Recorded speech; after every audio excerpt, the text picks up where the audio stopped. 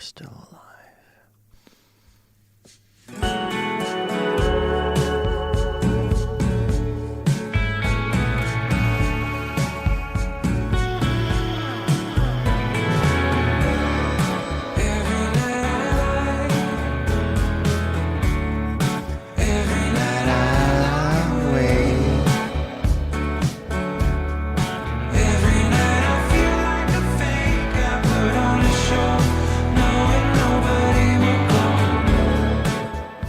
There you go.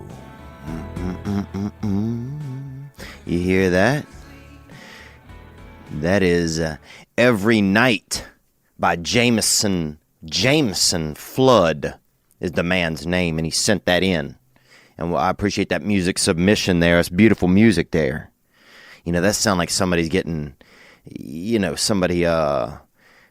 getting, molested by a stream or something, maybe in Montana.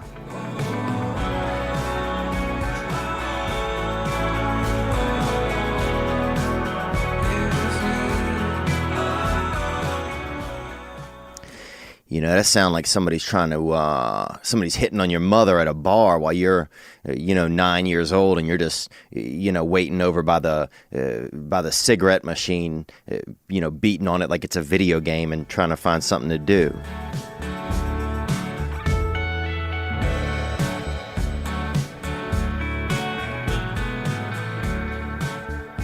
A lot of mustaches. A lot of mustaches back behind that music. And that's Jameson Flood. That's what that is. And I appreciate that sound right there. Thank you guys for joining us on this past weekend. It is Monday, January 29, in the year 2018. And we are in the realm of the universe as far as we know. And they say, I was hearing somewhere the other day that we might be figments of our own imagination. We might be somebody else's plan. We might be somebody else's video game. And I'm like, damn, bruh. If that's the case, man, get that mushroom and let daddy sprout, If that's the case, then get that flashy flower. Because I'm ready to throw some fireballs, I'm ready to wing a couple of flaming pops at fucking locals. That's what I'm ready to do. I mean, sometimes I wish I had fireballs. Wouldn't that be awesome? Somebody's talking or something and they won't shut it down and you've been listening. And you've been a patient listener. Probably for probably a minute and 10 seconds. And that's about my listen span where they need to give a break for somebody else to kind of pop in, that 70-second mark. And if they just keep running past over 2 minutes, I'll just wing a damn, just a flaming little fuck nugget right at them. Take one of their earlobes off. Show them who's boss. Show them who's boss in this talk and listen and fight, in this talk and listen association. Oh, sorry, man. I'm just a little frustrated. And sometimes you are. Sometimes you are just a little frustrated, and that's okay. What's going on? Welcome. Thank you guys for joining me. Thank you guys for being here.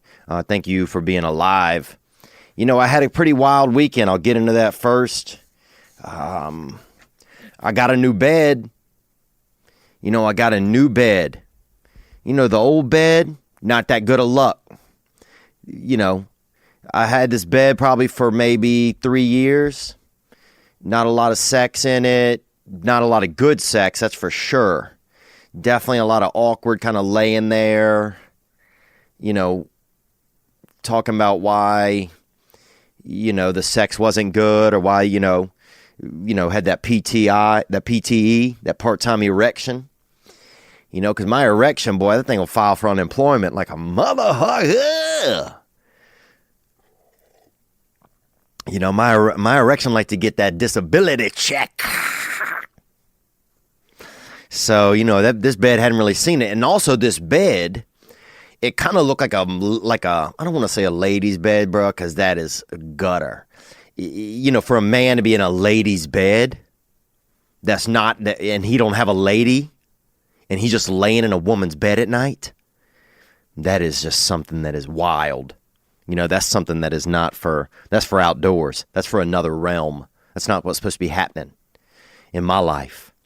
And I got this bed, but it was like one of those, it was like a wrought iron kind of, had that kind of cagey sort of, kind of a British. It looked kind of British, kind of like two really skinny people that were in Britain, like a man and a woman, or two men, that are married. This isn't a kind of a bed where like two men that just are getting together to do sex meet up. This isn't a bed like that. This is two men that have been married and have a couple of, armoires and maybe, a lot of fancy books in another room, a rug. It's something more like that. Or where two real thin women would meet up and be with each other, and be around each other like that. So, anyway, I got rid of that and I got me a more of a wooden bed. And this thing is a damn Noah's Ark. It could weigh 700 pounds. I don't even know. I mean, I don't know. I mean, it took the Egyptians to get it into the house. That's how heavy this thing was. So I got a new bed. And it was a pretty good, I think of this company called Blake Avenue, and I don't work with them blakeavenue.com. They got cool wooden beds. Because I started seeing this. Every bed I would look for, it's all the same bed. Or the same 5 or 6 beds. They're all sold by the same 3 or 4 companies, Overstock or Wayfair or fucking, Sleep Fucker or whatever. And I wanted something that was a little more unique, a genuine bed. Because I've slept in some unique spots before. I slept under a man's bed when I first moved out here to Los Angeles. And that was a non-sensual relationship. That was friendship only. And for $150 a month, I slept under his bed. And I had whooping cough, too, during that time. And I had to hold my cough in one time while he was making love to a woman. Or he may have actually just been masturbating, but also doing impressions of a woman at the same time. So I don't know what was going on, but one of those things was going on, and I had a whooping cough. If you don't know whooping cough, sometimes you feel like you have to cough. Sometimes a cough feels like it has to you, and that's whooping cough. Whooping cough is like that. It's that brother that shows up, or that rednecky dude that shows up and don't ask you any questions and just punches you in the fucking face. And that's whooping cough. And that thing beat me down, beat me up, and beat me up and down. And that's what happened to me. But I got a new bed. What else? I get up Saturday morning. I was going to do some volunteering at the Special Olympics, I met this girl, I met a plus-size model a while back, and, a plus-size model, that's a girl that likes to eat and look fancy. And I like that because I like to do those things sometimes. I like to eat and be a little bit fancy. And so she told me that you got to do, she said she had a family member, I think that was in the Special Olympics. I was like, I want to go and check it out. And she said that she volunteered all the time, so I checked it out. So I went down there Saturday morning. I get there, 8 a.m. Turns out the thing was on Friday. So I'm down there asking people, and I hadn't been down there before. This is at a high school down near Long Beach. About a 40-minute drive. I get there. I'm asking people, have you seen the Special Olympics? And people looking at me like I'm, should be a coach in it, or should be a damn, should be running the 4th leg of the relay because I'm running around this school and this track and everything looking for Special Olympians and asking people. And it turns out, finally, I go back and look at the documentation they'd sent me, and the thing was on Friday. The thing was on Friday. And how about this? Who does a Special Olympics on Friday? Huh? Special Olympics is a weekend event. You don't put a Special Olympics on a Friday? So these young warriors and battlers and javeliners, who are have some afflictions, some of God's favorites, and they got to be out there in traffic on a Friday and mucking around, and people can't go watch them. So now I'm sitting down in Long Beach at 8:30. I'm furious. I'm furious because, I wanted to go. I was excited. I had a late night the night before at work. I got up early. I got in the car. I got down there. And, I was bummed that I'd missed it because I wanted to be there. I wanted to do it. I was working registration. It was going to be fun. It was going to be something I'd never been to before because I'd never even been to a regular Olympics. I met Peekaboo Street one time in Utah. And honestly, bro, she seemed down to, Peekaboo Street. Seemed like she wouldn't have mind if I'd have done a couple of U-turns in the cul-de-sac. But, and I remember one time they had this skeleton course out there at the Olympic. I was in Utah. I didn't go to the Olympics, but I got to go to the training facility. And they had the skeleton, and that's where you lay face first on this little bitty, it's almost like just a window, like somebody took a window out of a building and set it on the ground on an ice track, and you just go as fast as you can. And your face is just 3 inches from the ice. Man, that shit was hardy. That shit was scary. But anyhow, so now I'm furious. I guess I'm angry that my time is, I feel like I've wasted my time, even though it's not even, the time wasn't even about me. It was about being there for, the program and what was going on. And next thing you know, I had to go park by the water. I had to go park by the water in my car and just take some deep breaths. Because I was angry. Because I was also angry why you do Special Olympics on a Friday. Because you don't know what Friday is like in Los Angeles. Friday in Los Angeles, and that's Jameson Flood right there, who sent in his music. And he just emailed me back and said it is not copywritten. And so we can use that. So thank you there. We'll put a link to his SoundCloud in the YouTube. And that was this song earlier, which sounds like like somebody's, taking off your stepmother's shirt and is basically just spinning a disco ball around between her tits and blowing cigarette smoke around her neck and maybe up around her thighs and stuff. Here you go.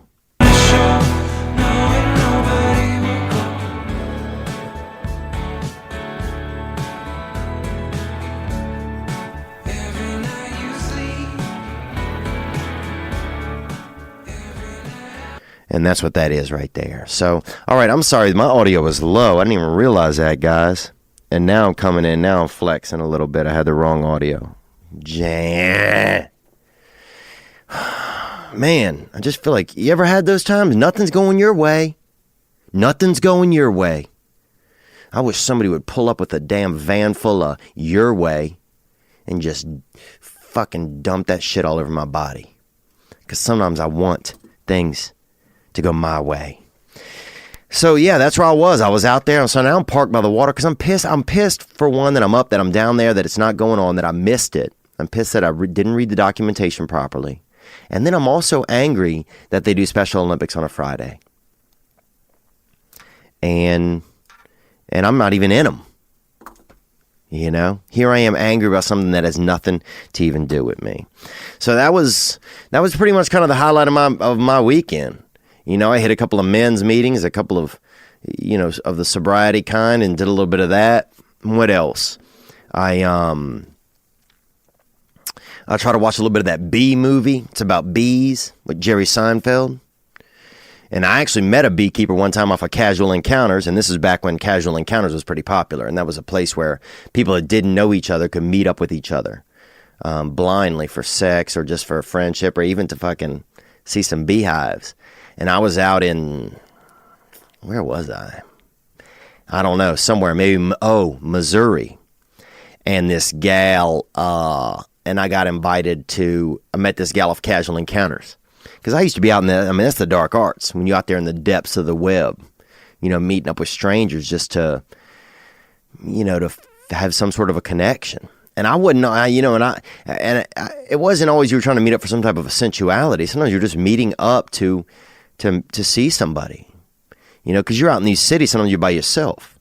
And so I met up with this lady, and she was a dang beekeeper, and she drove a truck. She drove a man's truck.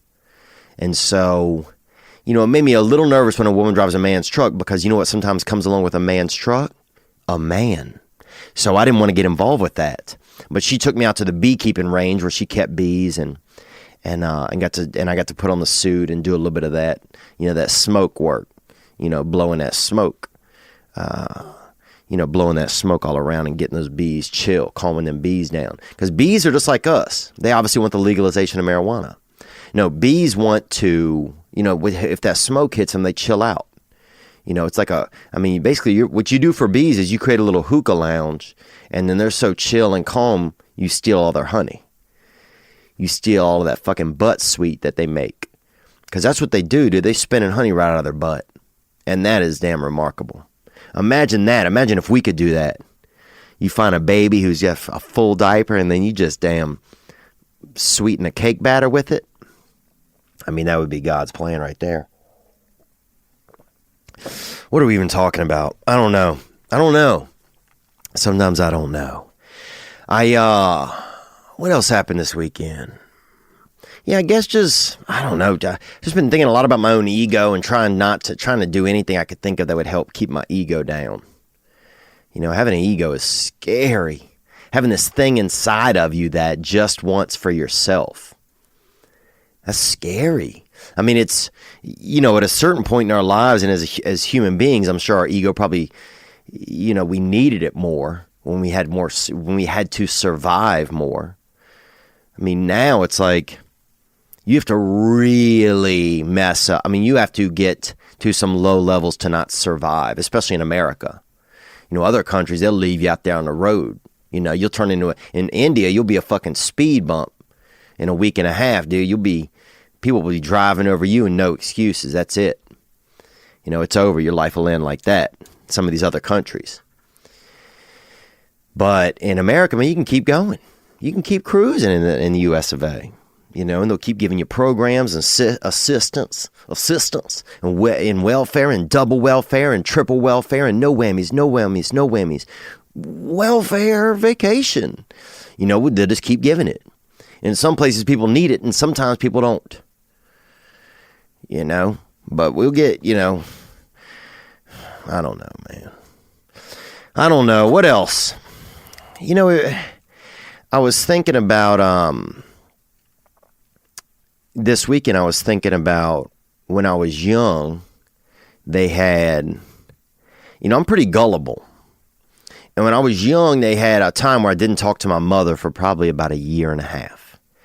And they had a man called my school and ended up sending me an email. And this is when they had email. And a man sent me an email, and it turned out to be my great uncle. And I don't even know how many my father was 70 years old when I was born. A lot of you guys know that. And so my dad was born in 1910. So the great uncle, I'm keyed up. I'm intrigued to see what's going on, and who knows how, he wasn't like 100 and something years old, but he was an older man. So I met up with him. He was nice. And then my girlfriend, I had a girlfriend at the time. So we'd go over there and spend some time with him, hang out, have some snacks or something, or maybe listen to some music, some adult music. And then he one time started getting us a little bit cooked up on buying us some marijuana and liquor, apple cider liquor, and we'd have a good little time hanging out. And then one time I got real high, and he Melt, what they called him, Uncle Melt, like, something that was frozen one time and now it's not, like that, Melt. And he tried to hook up with my girlfriend. And at first I thought, oh man, I'm just high, dude. I'm so fucking high that I think that my uncle or great uncle's trying to bang my chick. And I don't even know if we were banging. So, that's pretty ballsy of him. It's nice of him to assume that I'm getting sex. But it's also kind of fucked up of him, if I'm not, to think I'm going to let him bang my girlfriend first before I get to bang her. I'm young. I'm working towards those sexual goals, as a child.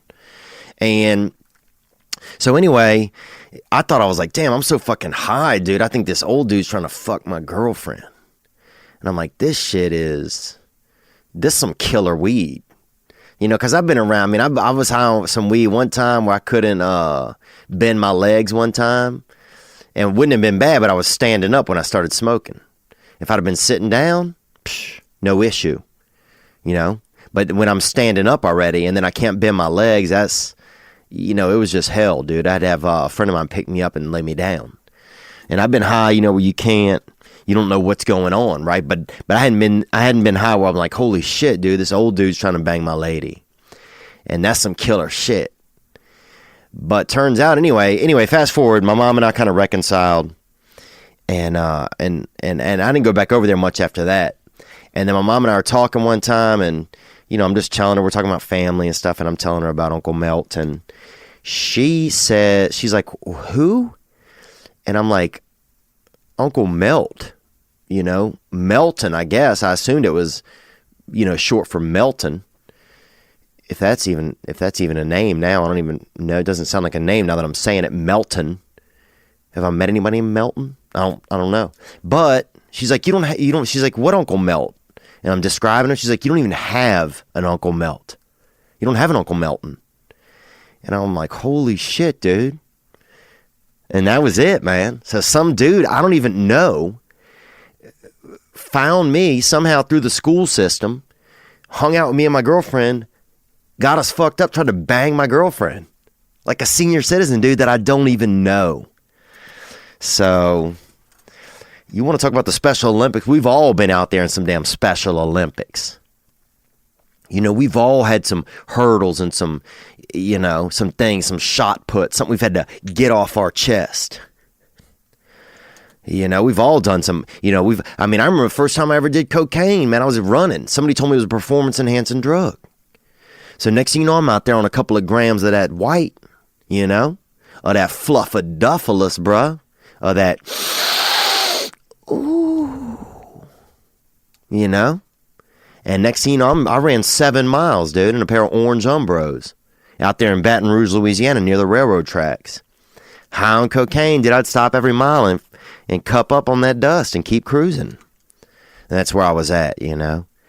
So we've all been through some Olympics. You know, we've all been through, and I'm not knocking the Special Olympics, man, because here's the thing, I'll tell you this. If I had a heavy affliction, you know, if I had a syndrome or something that was real strong like that, I don't know that I would be brave enough to then compete. I mean, I'm afraid to compete if my hair's a little off. You know, I get nervous and self-conscious. If my DNA's a little bit wrangled, who even knows? You know? If I got split ends on my TGAC cells or whatever, you know, who knows? Who knows if I'd be out there competing like a lot of these brave women and men and children. Hold on, this cord just came out. I got to put it back in. All right. What else, man? I know this, that Gray Block Pizza is our charter sponsor. And if you're in Los Angeles, you go over to 1811 Pico Boulevard, stop in and get that. They got all that magic, boy. They got them Bella Goat. They got that picante pollo. They got the deep cheese. How deep? So deep. So go over there, Gray Block Pizza. The link will be in the comments, and we're grateful to them as well, man. I'm letting you guys know I'll be at Harvey's in Portland next weekend, Portland, Oregon, February 8th through 11th. February 16th through 18th, I'll be in La Jolla at the Comedy Store. 22nd through the 24th, February in Indio, California, Fantasy Springs Casino. March 15th and 16th, Tacoma Comedy Club. March 17th, Spokane Comedy Club. And April 6th and 7th, Tampa, Florida at Rock Brothers Brewing. And everything is available. Those are all available on the website, theovon.com/tour, TOUR. Dude, I get this email. You know what? You want to know some kind of shit I'm tired of, man? I get this email the other day. It says, sign a petition for people to stop taking selfies with tigers. And this is in India, I'm thinking, you know, because that's tiger country, Bali, you know, Malaysia, somewhere where there's a jungle. Because you ain't just going to find a tiger, you know, you don't find a tiger out there, you know, on a basketball court. You find a tiger on a jungle. And And this in this email is like, you got to sign this petition. We already have like 150,000. And I'm like, what the fuck? What is this shit? These are tigers, dude. Okay, and this is, it might be a little bit of a messy exchange over there, whatever second or third or maybe fourth world country this is, where some brave person is next to a tiger and trying to get the tiger to take a selfie with a tourist. But that's a huge business probably there for them. And we don't have to have that business here because we're pretty fortunate. But that dude or that lady has to have that business. You don't know how many people are eating because that tiger is out there doing work. You know, it's like a stripper in America. And I'll tell you, you want to know when that tiger's ready to stop taking selfies, that tiger will let you know. People out here signing a fucking petition. What are you doing? You want to go save a tiger? Go to your local strip club and pull one of them pretty kittens off stage. Because that's the same exact thing. And you can say, well, it's not, well, it's this, well, it's that. It's not. That's the same thing. Somebody using something to make money out there. And you think you're taking advantage, drive over to strip club. Let the bouncer, let Big Henry, you know, who's probably a big African American man or a big a white guy with a neck tattoo. Let Big Henry, let Big Henry see how he feels about letting you take that tiger off stage, about getting that pretty poisse down off the stage. Man, I don't even know, dude. It's just one of those. Is it one of those weeks? I don't even know. But how is that an issue? Who's laying it? That's your issue? Then go over there. Wrestle it out. Go free that tiger, dude.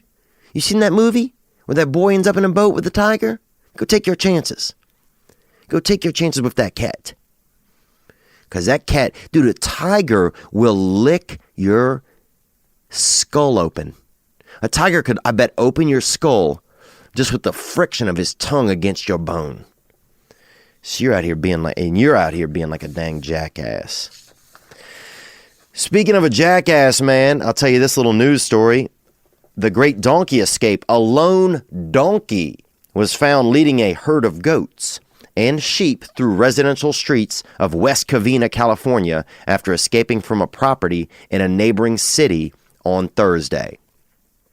Officers responded to the area of Francisquito and Valinda around 12:30 a.m. after receiving a call of a group of animals roaming a neighborhood, according to a post on the West Covina Police Department's Facebook page.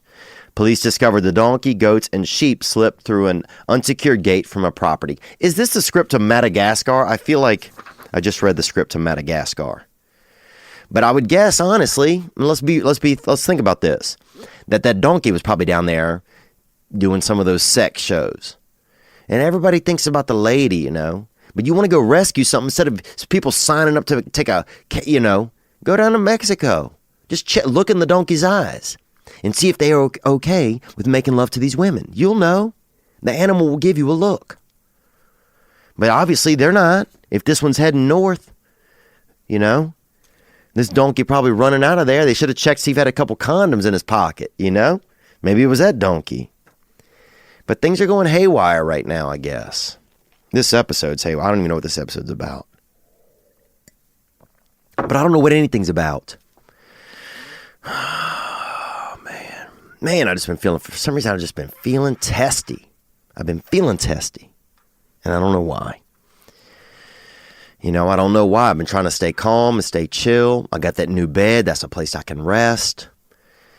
You know, I guess I'm just nervous. I guess I'm just nervous about, you know, some stuff going on. I tried out for the Tonight Show. I sent in a tape and I didn't get it. So that kind of, you know, just made me feel, I guess, I don't know if it made me feel like I'm not good enough as a comedian. It just made me feel, You know what it made me feel? It made me feel that somebody should start a Hollywood that creates entertainment and not one that is just in the business of Hollywood's just gotten so political, I feel like, you know, and not one that's just in the business of entertaining advertisers. You know, and a lot of people will say, well, look, you're not going to have the business if you don't have the advertisers. True. But I think that there's a great opportunity out there right now for somebody to make good entertainment, to bring it along, and people will get on board. Because some of the shit that's out there now, man, there's some good stuff, but damn, dude. I don't know if I've ever seen as many bad movies as I saw recently. Everyone, it just, come on. Oh, so anyway, I guess, yeah, it just made me feel, you know, it just made me mad. Because I know the people that do get on there, and I'm not no discredit to them, but I know that I'm as good as some of those comedians. And it's just hard. They don't, it seems like you have a southern accent or you're from a certain place, and a lot of these Hollywood channels don't want to embrace you or give you an opportunity because you don't, just the sound of your voice makes them think that you are not part of their world or not good enough to be in their world, or just your accent, or even, and Hollywood pisses me off, man. You know, Hollywood's all about like, diversity and this and that now. 2 years ago, black people had to beg and boycott Hollywood to even get awards. Do you remember that? 2 years ago. 2 years ago. You know what I'm going to do right now then? If I'm not feeling good, I'm going to quit thinking about myself, and I'm going to start let's check into some of these calls. You guys had some calls that came in, and I appreciate them. I appreciate you guys putting up with me today on this episode. It's just kind of, I guess just got a lot on the brain. You know, as always, if you have an issue, you can hit the hotline, 985-664-9503, and talk to us. Leave us a voicemail if you're struggling with something, and you believe that myself or someone else can offer some basic life suggestions, then we'd love to hear what's going on. Again, that number is 985-664-9503. All right, let's listen to this call came in. Here we go. Hey, Theo. You brought up the government shutdown. It was real quick. You sort of said, good, you're happy that the government shut down. And he's saying on last week's episode, I brought up the government shutdown. Yes, I did. Yep, and I said it was good. I was glad the government shut down. Now, if we could just get the news media to shut down, we might be able to get a little bit of peace. I was kind of joking. Onward. You'll be fine. You got a job. There's nothing really wrong with that, I guess. It's just that I think you just didn't know sort of a big point about it.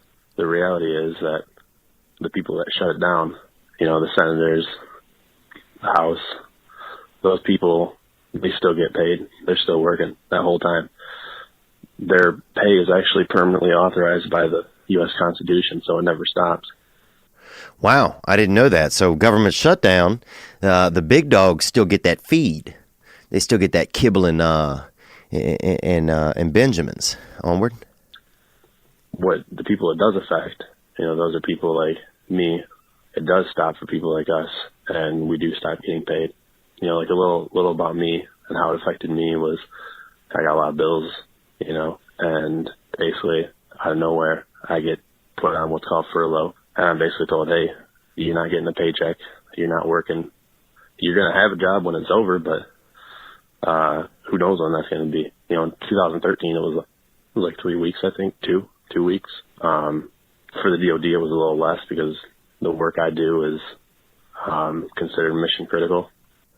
Okay, wow. So you're saying that as more of an boots on the ground employee that you don't get paid. Yeah, you're right. I didn't know that. I didn't know that. I didn't know that when government shut down, like what really occurs. I didn't think that a lot of people don't get paid. And I bet there was probably a moment for you when you're not getting paid where you're starting to, I bet it really, that's when you start feeling, I bet, like, what the fuck is going on? What's going on in my country? Who's making these choices? I bet it's, like, not judging you. I mean, I'm sorry to hear that. And I think that's bullshit. You know, I don't think that people that serve in our military or who are teachers, I don't think those people get paid enough at all. And I'm not grouping those together because, you know, teachers can't throw grenades, but I'm just saying, I've always thought that. But I bet there was a moment where once you realize that you're not getting paid, I bet that makes you perk up. You know, it makes you perk up when somebody cuts those lifelines off. You know, we know what we need to survive. That money when we need to take care of ourselves, to pay our bills, like you're talking about, makes you perk up. It makes you see, well, who's doing what, who's not helping, who's not passing the laws or signing the bills, or you know. And it seems these days that a lot of it is ego with these political parties. That they're at the point where it's just ego. You know, one of them doesn't want to help just because they don't want to. They personally don't want to seem helpful. And I think it's long been that way, but now it's just getting more and more evident. But I bet that you know what, and I'm not trying to find a silver lining in this for you, but I bet that that's when you get alive, that you get awakened to the fact that what the fuck's really going on here. Because it's not until we're affected really that we spruce up. You know, it's not until we're affected that we, you know, it makes you see what's going on. You know, that's when you get alert. And so we probably all need that. We probably all need a couple days where somebody cut, you know, where our supply is cut and we got to look around. Because we get comfortable on the tit in America. And that's even just the tit if we're just working or what we're doing. You know, no matter what we're doing, we get comfortable on the tit. But I didn't know that. And I didn't know that our congressmen and our senators still get paid. But I thank you for your service, man. You're braver than I am. That's for sure. I've always thought that you guys should get, your vote should count for a vote and a quarter or a vote and a half. If you served in our country. I think you put more on the line. Onward. Let's get into some calls here. We had a call here. All right. In last episode, we had a young man call in, Jose Ochoa, who was calling asking about, you know, advice and questions as to if he wanted to drop out of college against one of his parents' wishes, his stepfather, I believe, or his father. And he wanted some suggestions from us on that. And I gave him a couple of ideas, and you guys also hit the hotline with some. So, Jose, here are a few for you, and just a few thoughts in general on that. He was worried about disappointing his father, who is first generation here in New America. You know, and just a lot of what goes on with that and what his life would look like. He wanted to start his own business. And here were some calls. Onward. What's up, Theo? This is Jose in Las Vegas, Nevada. Okay, and this is not the same Jose. This is a different Jose. And I could easily make a no way Jose joke here, but I'm not gonna. But I just sort of inversely did right there. But this is not the same Jose who called in with the problem. Onward. And this is for Jose Ochoa from Phoenix, Arizona. Okay, thank you, Jose, for calling in about Jose. Jose on first. Nope. Okay, more. So I got a little story to tell. Man, I gotta say, college wasn't for me, man. I was honestly tired of school, sitting down at a damn desk. But I still took a crack at college. I went for a full semester back in 2016. I enjoyed it. I enjoyed learning, being around like-minded people, talking to the fine-ass girls. But I realized I was going to spend a lot of time, money, and effort there, and honestly, I just wasn't up for it at the time back in 2016. So I said, fuck it, and I didn't go back. A few months later, I did the unimaginable, and I enrolled myself in massage therapy school to be a licensed massage therapist. Okay, so he was in college. He didn't like it that much. He liked the fine-ass girls, which, yeah, I feel you, bro. You know, there's something about college where women go there because they want to learn. And that's how that's how you get a woman with some facts. You got to lay some facts out in the street. And when they show up, you get out there and drop that bailar most on them. But here we go right here. So, but now he's in massage therapy. So you got in massage therapy, still catching with them ladies. Beautiful. Onward. I kept in mind that this is going to be back up anything goes to shit in my life. And it's honestly, it's a well-paying job. Point is, if you haven't done shit you like, bro, don't worry about it. I say finish your degree for a backup if anything goes to shit. You know, a good degree. And with time and life experience, you'll find your likes, dislikes, and talents. Yeah, by risking it, being able to not be lazy. And there you go, right there. He's saying right there, take your time. He's saying get the degree, take your time, because you always have it as a backup. You know, you can try something different. Take your time. You have time. You're going to slowly figure out your likes, dislikes, and talents. Just don't be lazy. I like that. Let's hear another one came in for you, Jose. Here we go. Call for Mr. Ochoa, the 21 and a half. Okay, man, just get her done, finish college. I dropped out when I was 19, and I've regretted it for the past 9 years. And you just got to get in there and get her done, man. Otherwise, you're going to end up finding some other things to do with your time. You could hit the bottle or get into drugs, but just focus on a goal and just get her done. All right, good luck to you, Ochoa. Hope all is well. Boom, there you go.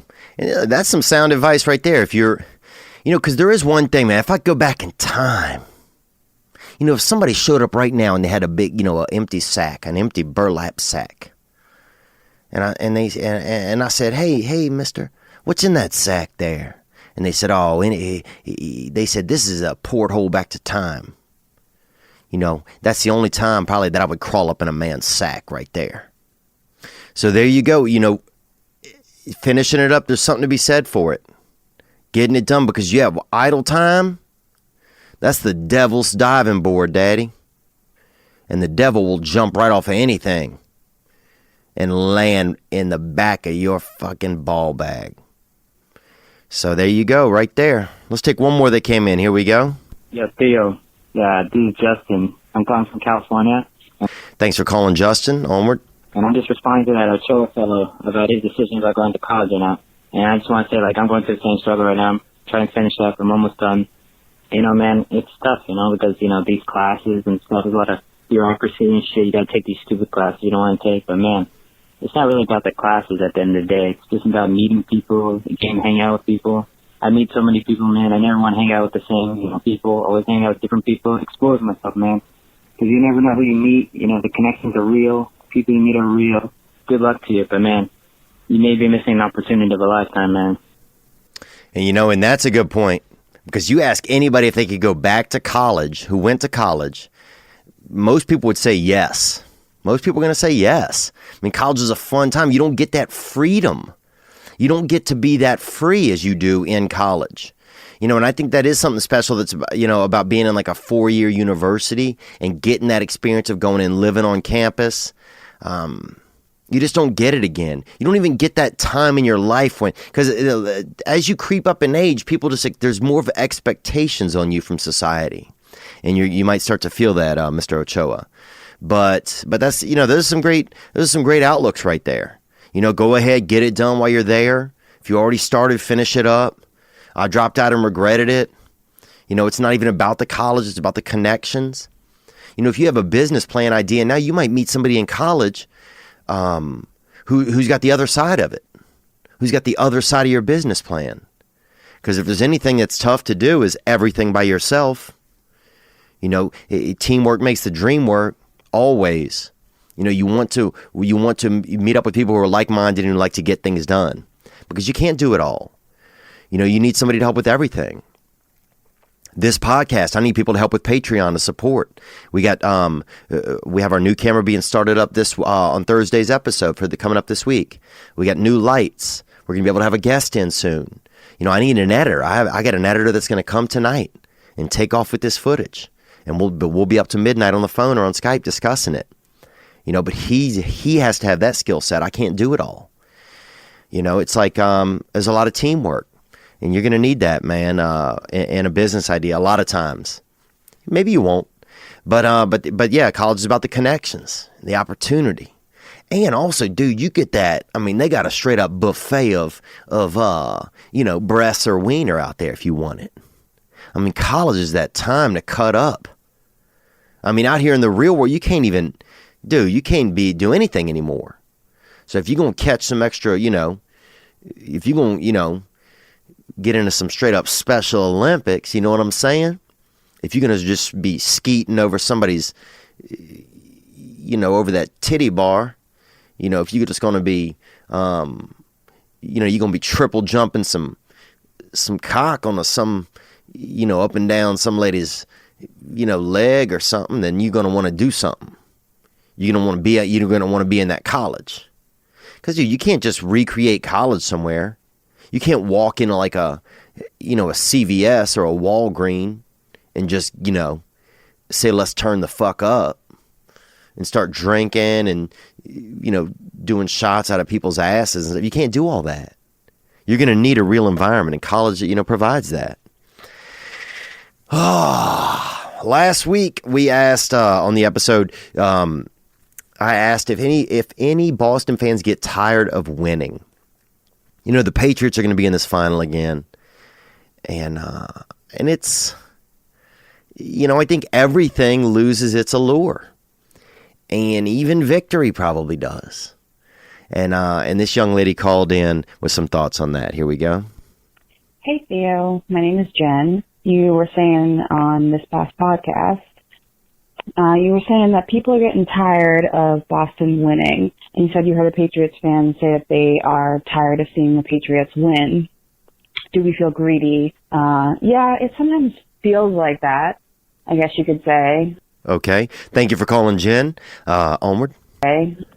It doesn't, I bet it wouldn't feel as good if, say, if you saw the Saints win. I'm 26, and the first time I saw Tom Brady win a Super Bowl, I was 11 years old or something like that. We were going through some tough times, like, as a family. Mm-hmm. And Tom Brady's that man. And he is 6'6". That's tall. I mean, that is tall. That's like 2 8-year-olds. Long ways. Onward. And we're all living in this Super 8 motel, in this crappy Brockton motel, some ghetto, for like 2 months. When we saw them win that 2002 Super Bowl, I saw my dad cry his eyes out. And like at that moment, I realized like how important this was for him at this point in our lives, how important it was for football to bring us all together. It did. It held our family together for such tough times. And I respect that, and I appreciate that call, Jen. That is a beautiful moment. I mean, there's nothing, there's also nothing more Boston fan than, a dad crying in a Super 8 motel with his children as Tom Brady wins a Super Bowl. That's like the most,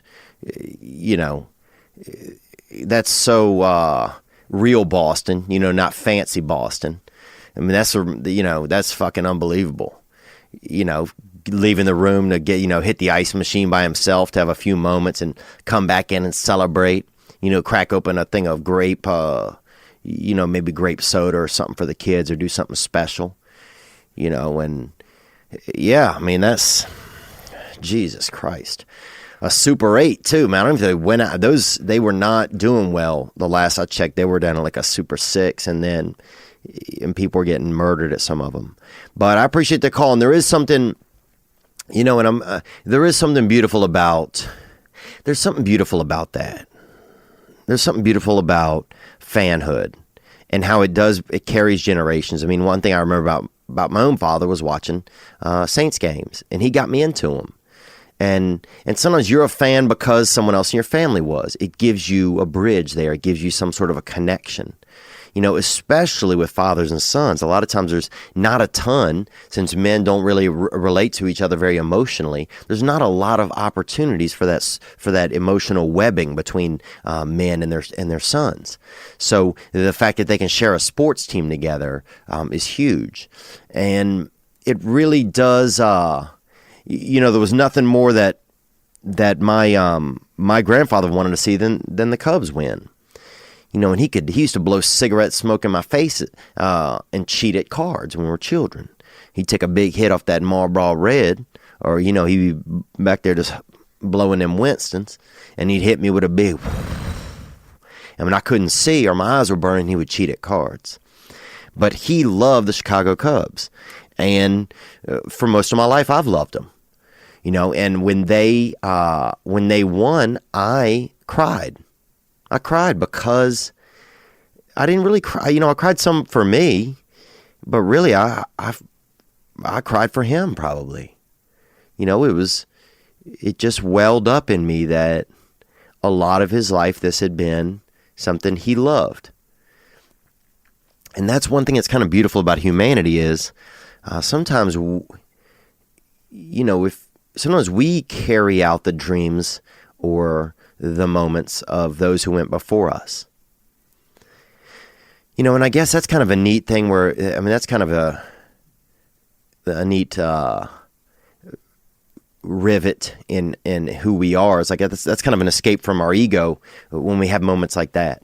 When something special happens and it's, we're there, we're happy there to see it, but really, I'm the eyes of my grandfather at that point, or there's a little bit of him in my heart where I see, I'm emoting, feeling emotion because he would be if he could be alive. And there's a moment where there is for you as a child in that Super 8, where you see your father have feelings. And sports will do that. I guess it's a unique, I don't want to say it's a conduit for our feelings, but it's a unique quilt, that we find our space in, and that connects a lot of people. And I don't know what the fuck I'm talking about, dude. Jesus Christ, bro. I don't know if I'm retarded or not.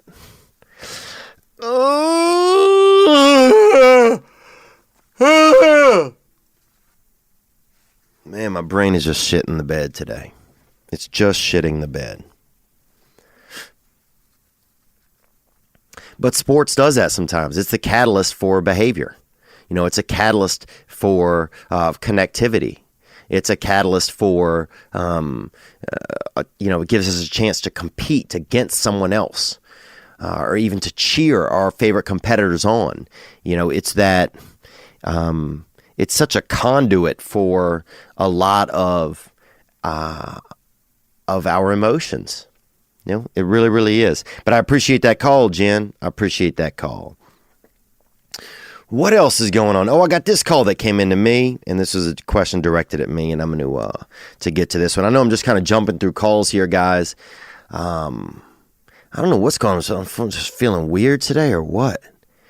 I don't know. It's Sunday. I don't know. I don't feel that. I don't know. I mean, I feel like physically fine. I'm just not, just feeling whatever. So let's keep this going. Here we go. What's going on, Theo? This is Andre calling from Boston. We had a question to ask you. And this is Andre out of Boston hitting that hotline. Here we go, Dre. I noticed on your last podcast you said you had a Latin fella doing your technical work or whatever. Yeah, and that's Chris Perez out there.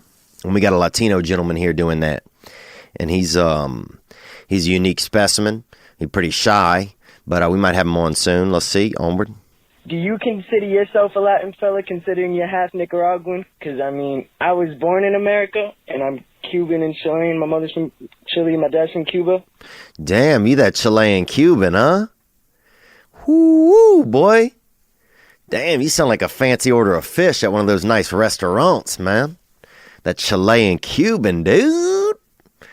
Man, it sounds like if I owned you, I'd have you in a tank, And that reminds me, actually, my sister and her husband have a bass in a tank at their house, right? And it can't even turn around. It's just in there, moving a little bit, because it's gotten so big it can't barely, turn around in the tank, but it is in the tank. Onward, Andre, onward. Say your father's from Nicaragua, so do you consider yourself Latin American? Because, you kind of come up with some stereotypical shit sometimes, and that shit's kind of ridiculous, bro. I don't know. Not that it matters, but I'm just curious. Gang, bro. Bailar. You know what I'm saying? Do I consider myself Latin American? I'll tell you this, man. I'm tell you this. My father was straight up about that Nicaragua.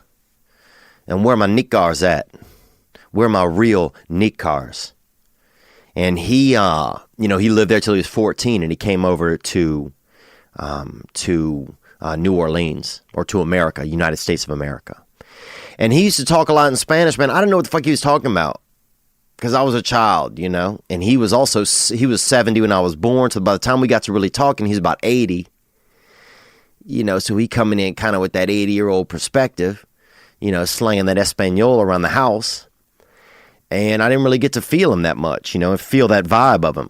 You know, he took me one time to, I think, Puerto Vallarta. One time he took me there to do something. And he might have been involved in some shady activity, actually, because he used to go back and forth between Central America and America, Estados Unidos.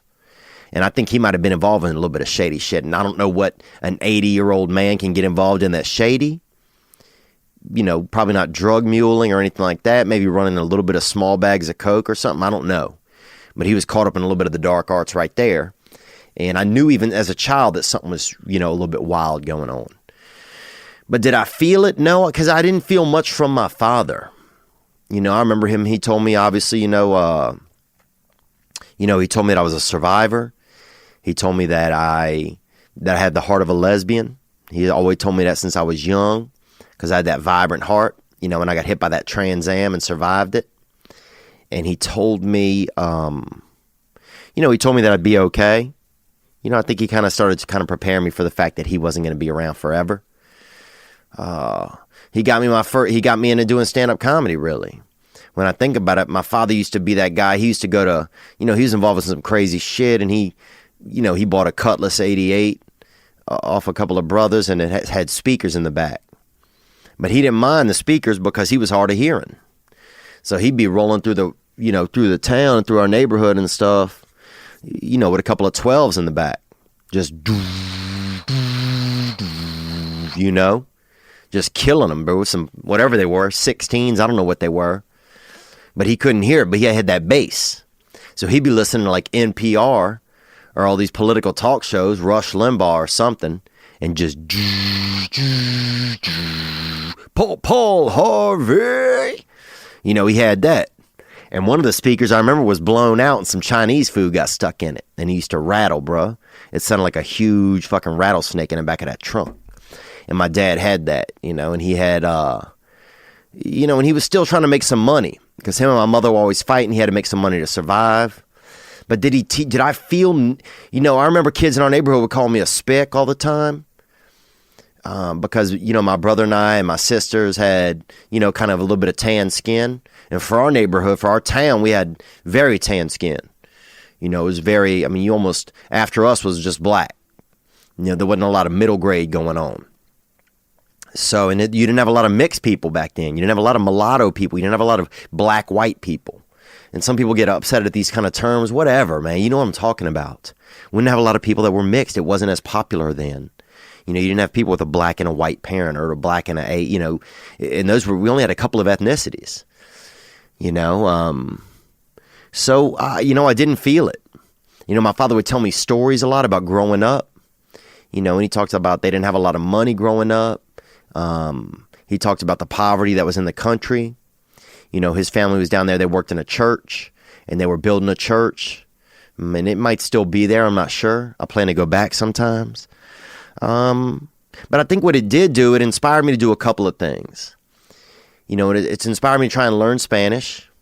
It's inspired me I'd like to do a special in Spanish one day to be able to perform, you know, for people that catch that Latino vibe, you know, for anybody that's ever been Latino or anybody that's ever, you know, been kidnapped and, you know, in, you know, Bolivia or somewhere, or, you know, one of those drug countries or something like that, or any, you know, a little bit of homage. So it makes me think like that. But, you know, I guess I've always felt maybe just a little bit obscure, a little bit different. I know that when I speak Spanish that it really comes out of me naturally. You know, it comes out of me like it's supposed to be in me. You know, it's like when you open up a tube of toothpaste and you see toothpaste in the tube and it makes sense to you. That's how I feel about that Latin culture, that vibe, you know. But I remember my father doing some shady shit, man, when I was young. He'd be cooking fucking bananas in the front yard and shit like that. You know, and some of it, you don't know how much of it was Latino and how much of it was just the fact that he was in his 80s and he was starting to lose his mind and he had a griddle. So it's a lot of mixed stuff going on. But he, he wrote for some newspapers down there, and I guess so. It's in my blood. I feel like it's in my nature, and it's in my nurture. I think it's in both of those things. So that's what's up, man. Yeah, I mean, I guess I do stay a little bit on the surface, maybe about some stereotypical stuff, but I would do some stuff for, for another country, man. I'd do something for my fellow Nicaraguans. I don't think I'd drug mule or anything.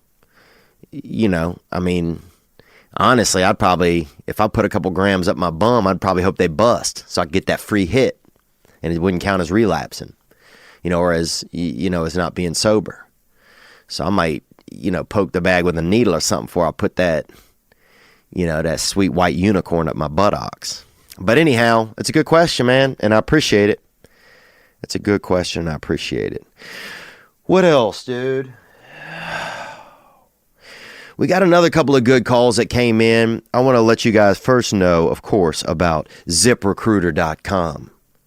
Say you need somebody. And this ain't a dating site. This is a site for employers looking for quality employees. Because it's hard out there. You know what I'm saying? You can't just drive down the street and pick up a hitchhiker and they get in the car and they can do all the things that you want them to be able to do. They can type, 80 words per minute, and, they know how to, the different templates for different documents. It's not like the old days. The old days, you pick up a hitchhiker, next thing you know, they have a skill. They built you a house, or they've been watching your children for a couple years. But not anymore. Now, if you want quality employee, you need to use ZipRecruiter.com. Here's what it does. ZipRecruiter, you put what you need out there. ZipRecruiter sends it out to tons of websites who are looking for people. And also, it pulls in people who are looking for similar type work. It finds the best of those, the creme de la crop, and sends them right back to you. So you got that crop creme in your inbox right there. Suddenly, you're only looking through 10 or 12 people maybe to find who's the best, because the thousands of candidates have already been looked through by ZipRecruiter.com.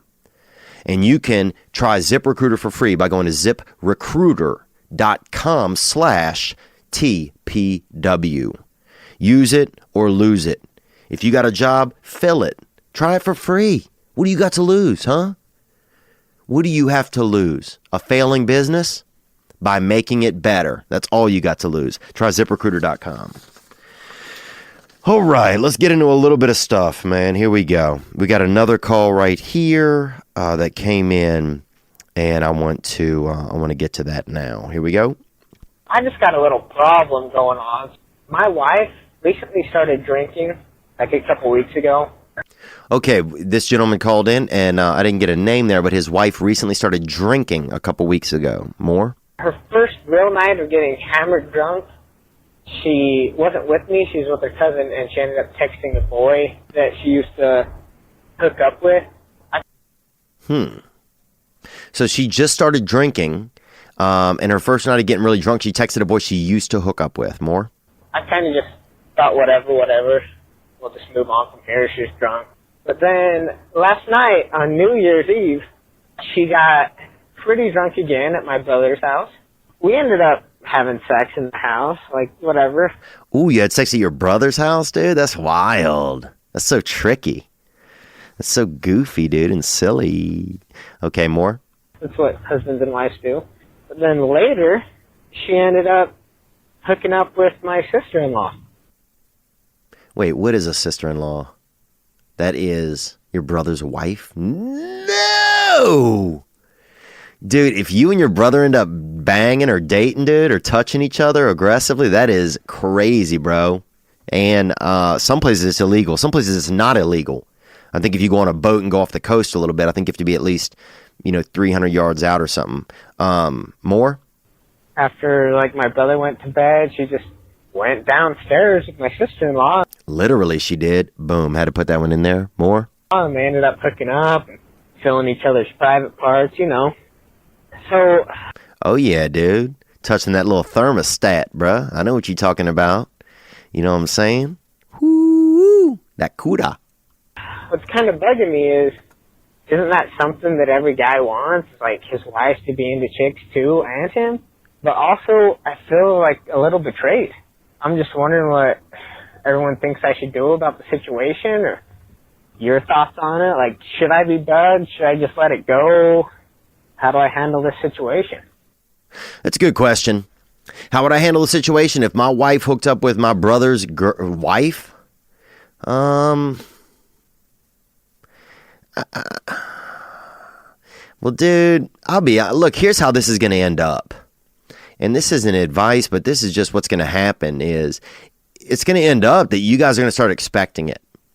And you guys are going to end up probably having sex with each other's wives or jerking off while they're hooking up somewhere.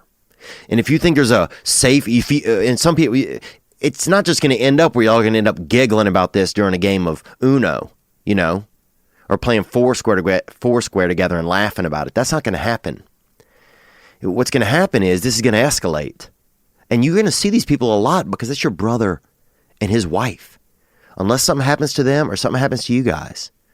You know, unless there's a crime and you guys are victims of a crime or they are, you're going to continue to see them a lot.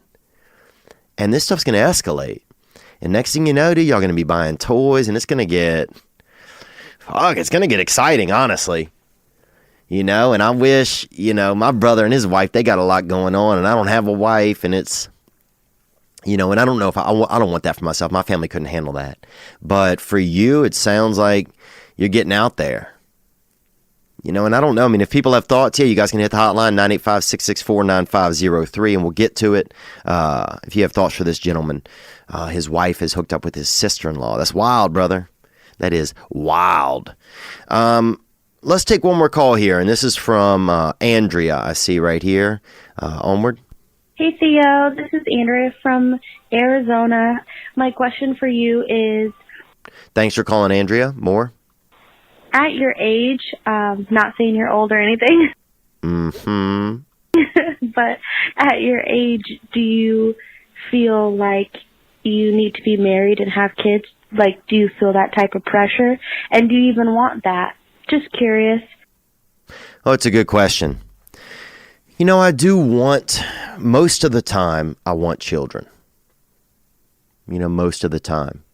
I do worry that I wouldn't be able to handle it. You know, I do worry that I would not be able to be faithful to my spouse. I do worry that I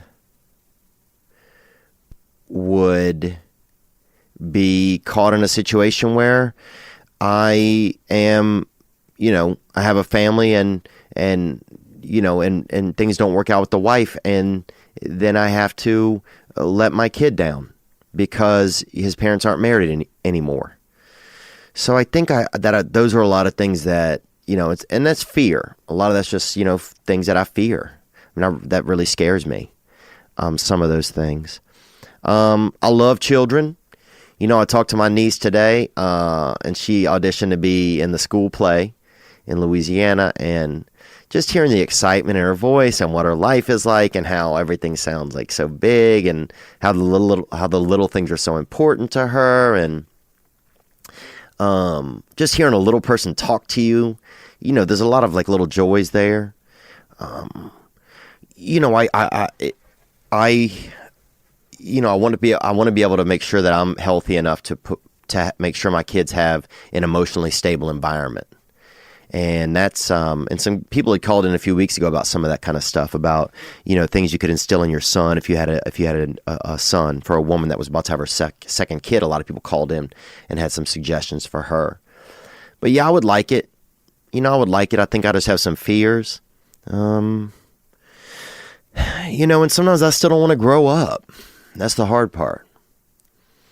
You know, and I don't know how much of that, of me not wanting to grow up, is just my fear, like reshaping itself and representing itself to me as that. You know, my fear of commitment. Like, I don't know, all of that could just be the same thing. It just keeps reshaping and showing up again.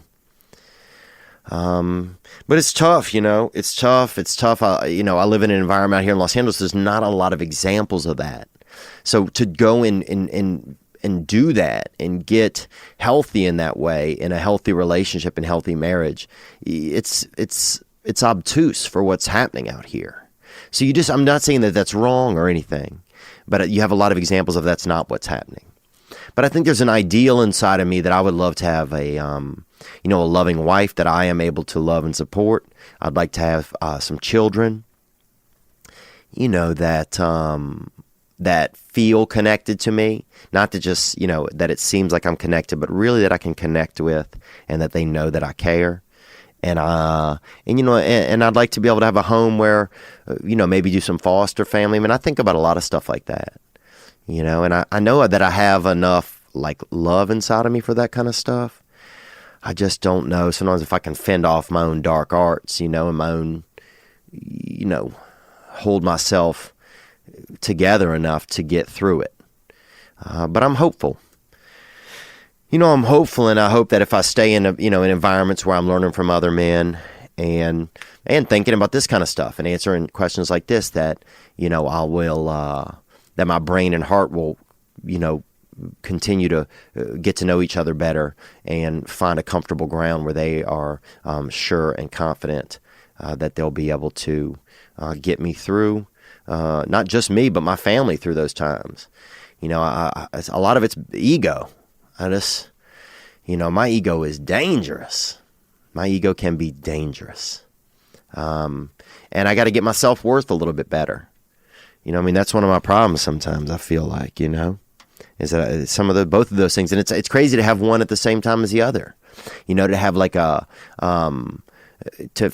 bit of egomania, and an inferiority complex at the same time. But that's sometimes where my brain is, man. It'll, it's a little mixed up, but it's evening out. But I appreciate that question, and I appreciate the episode. I appreciate you guys being here. Everything. I feel like this episode was all over the place, but sometimes they are. What's going on with me? Not much else. Anything else I got to do? Just tell you guys thank you, and just let you guys know that I'll see you this Thursday. And also subscribe on YouTube. If you haven't subscribed, go ahead and subscribe. When we get to 30,000 subscribers, I'm going to put out a new comedy clip that you guys haven't seen. And I'll probably also put it out one day if we don't get there, but I'd like to get there. Continue to hit the hotline if you have any thoughts about this episode, 985-664-9503. You guys be good to yourselves. You probably deserve it.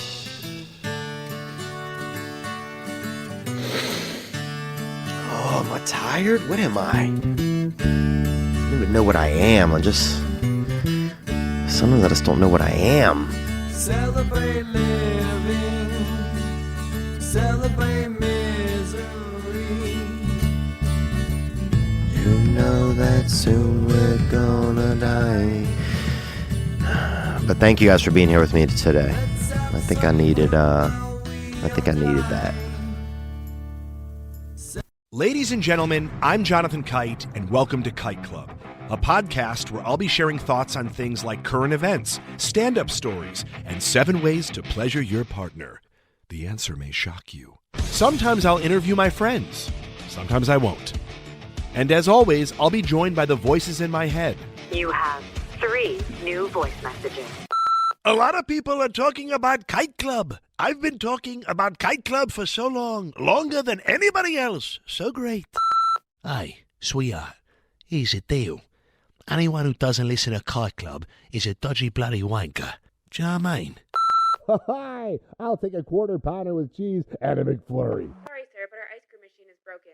Oh, no!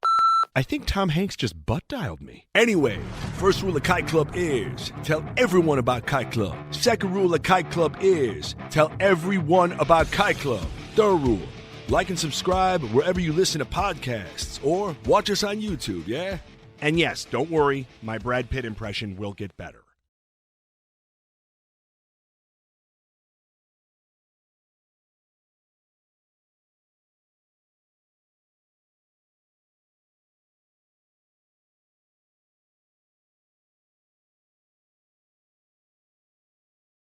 Bang, bang.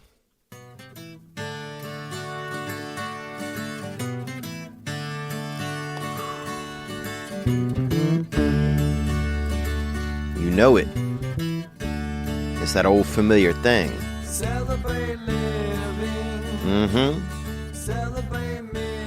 It's that screen door on that front porch. You know where you are, brother. You know where you are, sister. You're home.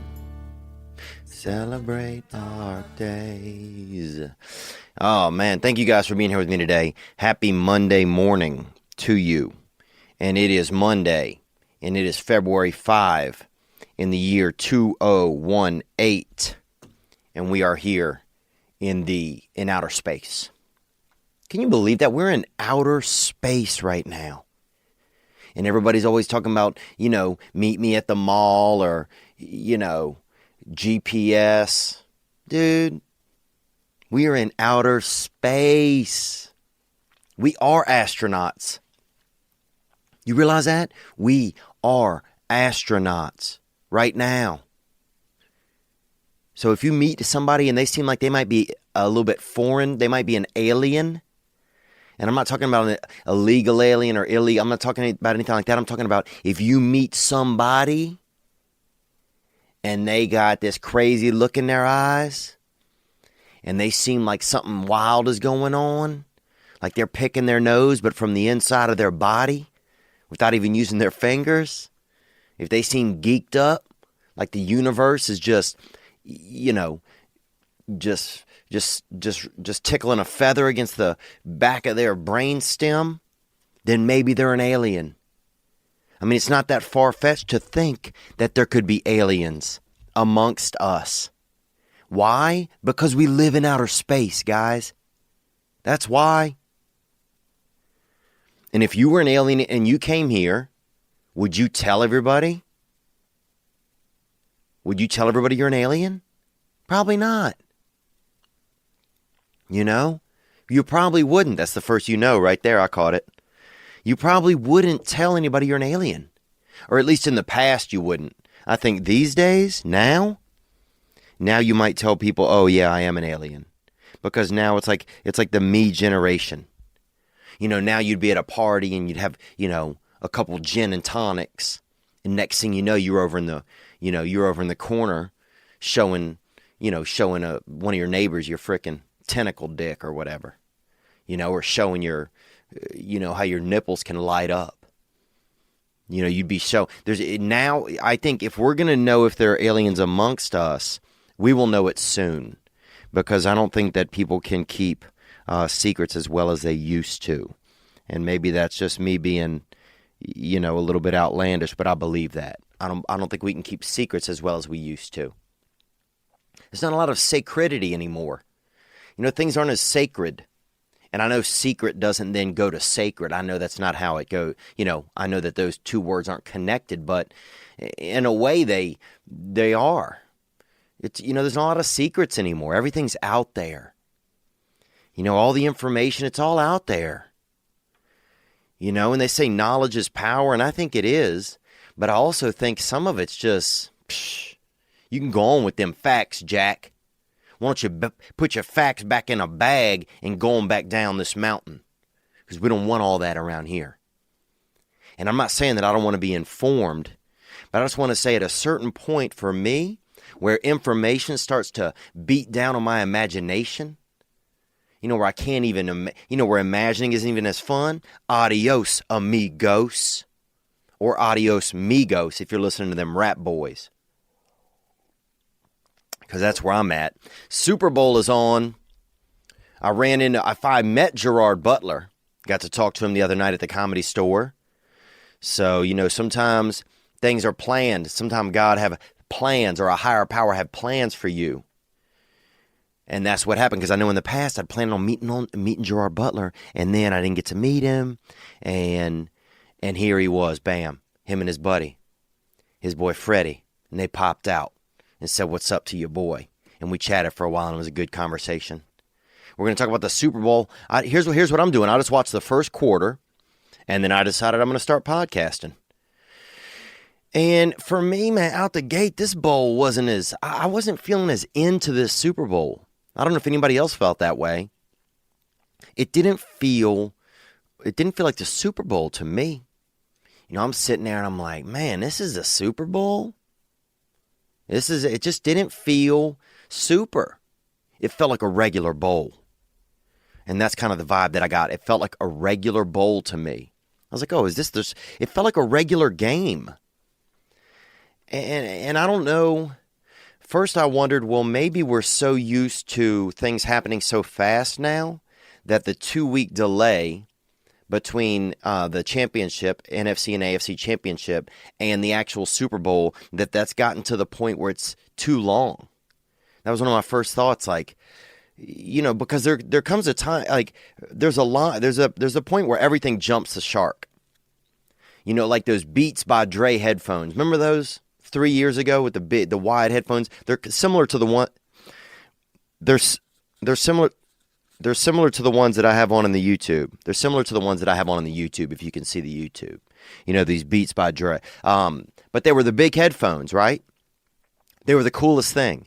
And then about 3 or 4 months ago, I looked at somebody with them on, and I was like, those are done. Those are over. You start seeing things like that, like, that's not a thing anymore. Those are over. And that's just part of how culture is. It evolves, you know. And suddenly, something's over. And I just felt like that. Like, maybe that's the thing. Like, maybe this 2 weeks is just too long. You got too many other things that can happen. And our attention spans have gotten so short that 2 weeks is just not. Now, also, I could have still been butthurt because my New Orleans Saints, gave up one of the greatest plays in American history and probably in world history to the Minnesota Vikings. And that's what happened. But I stopped it at the first quarter, and I decided to come and podcast. So I got to change the batteries in my headphones right now. But we got a good cast, man. We had that gentleman called in last week, Mickey. On Thursday's episode, we had Sweet Mickey called in, and he's terminally ill. You know, he have 2 bad lungs in his body. And the Lord or the devil or somebody gave him some bad lungs. And that's not up to us. We didn't do it. But he's got them, you know. He's got them. And so we had a lot of callers call in and have suggestions for him. And so we're going to get into some of that in a little bit. Not yet, man. I want to tell you guys about meeting Sweet Gerard. So I met Sweet Gerard Butler. And, man, I'll say this, you know. I'm a heterosexual adult. You know, and I would say if you chop me open and divided me up into 100 pieces, I would say probably 97 of those pieces would be heterosexual. And 3% of those pieces might be getting wild, you know, being naughty. You know what I'm saying? Peeking around the roller rink. Seeing who might have a little bit of bulge in their forefront in their trousers. But that doesn't mean I would try anything wild. That just means I might have that double vision. That doesn't mean I want to do anything sexual. It might be that I see a man's tricep, you know, in a distance and say, dang, oh, he armed up, you know? You know what I'm saying? He armed up. And so that's just all it is, you know? He could get out of a pool easy without using the ladder. You know what I'm saying? Because that boy tried up. He got them T-ceps, them triceratops. And he out the pool like that without even using the ladder. Just like a damn seal. You know, just like an otter that's trying to get risque and get out of the pool and take his chances sipping on air. You know, and I don't even know if otters if they sip on water or not, or breathe water. Some animals breathe water. Breathe water. But anyhow, but I'm just saying, so that's where I'm at inside of myself, you know. Now, who knows? You know, when I get older, 70, 80, I might be out there. You know what I'm saying? I might be out there gumming down on some straight up street wiener or whatever, or local. It doesn't matter. What I'm saying is it doesn't matter, okay? But I'm saying I saw Gerard Butler and the man have beautiful eyes, okay? He has, first of all, he could have one eye and you wouldn't even notice. That's how handsome the dude is. He could have, because every time you see a one-eyed dude, you're like, damn. You know? You try to pretend like they don't have one eye, but they have one eye. And it's hard. You're like, do I look like because it's not the normal. Usually when you look into somebody's eyes, your eyes kind of zoom in with theirs and y'all are eyed up. Eye to eye, they call it. It's an old saying. But now, when you catch somebody and they got that patch and they patched up, your eyes don't know what to do. And then your eyes start getting all crazy. And you're like, do I look at there? Do I look there? Do I look there? Do I look there? It's kind of like no whammies, no whammies. And it's, but Gerard Butler, I'm just saying this, the man have two beautiful eyes. Beautiful eyes, dude. And you're thinking, yeah, whatever, I've seen blue eyes. Dude, his eyes, I'm telling you this, man. I'm telling you this. From a straight man, for the most part, until I'm 70 or 80, when I might get out there and meet a man. But I don't know that, and you don't know that. And it's okay if I do or if you do. If you get out there and meet a man when you're older, after you've already had a wife and had a family. You know what I'm saying? You've done your due diligence. You've done your job as a father and as a husband. And if you get out and about, you know, and you out there skeeting out with some, you know, fella at the senior center or whatever, that's whatever you want. But what I'm saying is this, that Gerard Butler, he could have an eye patch on, you wouldn't even notice. That's how handsome the dude is, right? He probably is, the dude is 100% handsome. 100% handsome. And he was cool as could be, man. He came out, his buddy came out, we started chatting, we swapped information. He said he was a fan. He'd seen me about 6 weeks ago or whatever. Right before I was on Fighter and the Kid podcast, I went in, and that's when I saw Gerard Butler at the Comedy Store. And they're like, Gerard Butler's in the back of the room. And I was a little bit nervous, but then I just, you know what I'm saying, I let out. Because on stage, I'm trying not to be about my nerves anymore. It's time to shine, you know? It's time to shine. But then he came out, man. We chatted on the front porch for a while. It was cool. And then it was Pauly Shore's birthday last week. It was the same night. And Pauly Shore, man, he turned 50. You know, beautiful man, Pauly Shore. And they had a lot of deviant, they had a lot of wild human animals out at this party. And they had a lot of porn stars and, you know, people with them fancy crotches and, you know, vulvas that can juggle and all of that. They had all them girls out there with them juggling vulvas and all of that. And everybody was out there. And that was at the Comedy Store, and they had a band. And some girls on stage singing horrible karaoke. This girl was so bad. And people were like, oh my God, what's this girl doing up there? And then I heard some other girl say, it's probably just some gal that blew Pauly for some stage time. And that made me laugh. Because the truth is, it probably was. And it was a great time, man, and it was nice to see. I mean, Pauly Shore grew up in the Comedy Store. Can you imagine? Dude, if I'm there for 3 or 4 hours, man, you could get anything you want at the Comedy Store. You could get joy. You could get pain. You could start a family. You could buy, you know what I'm saying? You could gram up if you need a couple grams of this or that. And I'm not naming chemicals, so if you're thinking of something, then you can think about what you want. But it's that kind of place, you know? It's that forbidden kitten. And you go there and you put both your hands out and you pet that poissé. You feel me? Because that's the kind of place it is. It's that forbidden kitten. And whatever your forbidden kitten is, you can get out there at the Comedy Store and you can catch that cat. Because that's the kind of place it is. But good to be here, man. I made myself some coffee. Dude, I went to the, right by my place over here. I live in Los Angeles, and right by my place over here in Los Angeles, they have a graveyard where Marilyn Monroe is buried. And now, Hugh Hefner's finally in the wall next to her. And that had been like, I think he'd bought her a grave site a long time ago or something, and they'd planned to be buried right next to each other. And I've been there a bunch, probably about 10 times over my existence here in Los Angeles. And finally I get over there, and both of them they were both, shelved in the wall. It's that mausoleum style. And both of them are shelved up in the wall, and it's pretty cool. Yeah, I wonder if in the future, like whenever they have graves, like if you go to a cemetery, if they'll just have like a thing where you rub your phone over it and it shows you who it is. And a video maybe even that they get to leave. That'd be wild, huh? I think about that kind of stuff sometimes, about the future or, I used to think a lot about, I used to have a lot of visions and stuff about things that could happen. Like when I was young, I used to think that at one point they would have a a disc or something you would put in your car, but the band, they would have a hologram of the actual artist, whatever musician it was, and the artist would perform on your dashboard. So while you were driving, they would have these holograms performing. It could be anybody. It could be Chris Cross.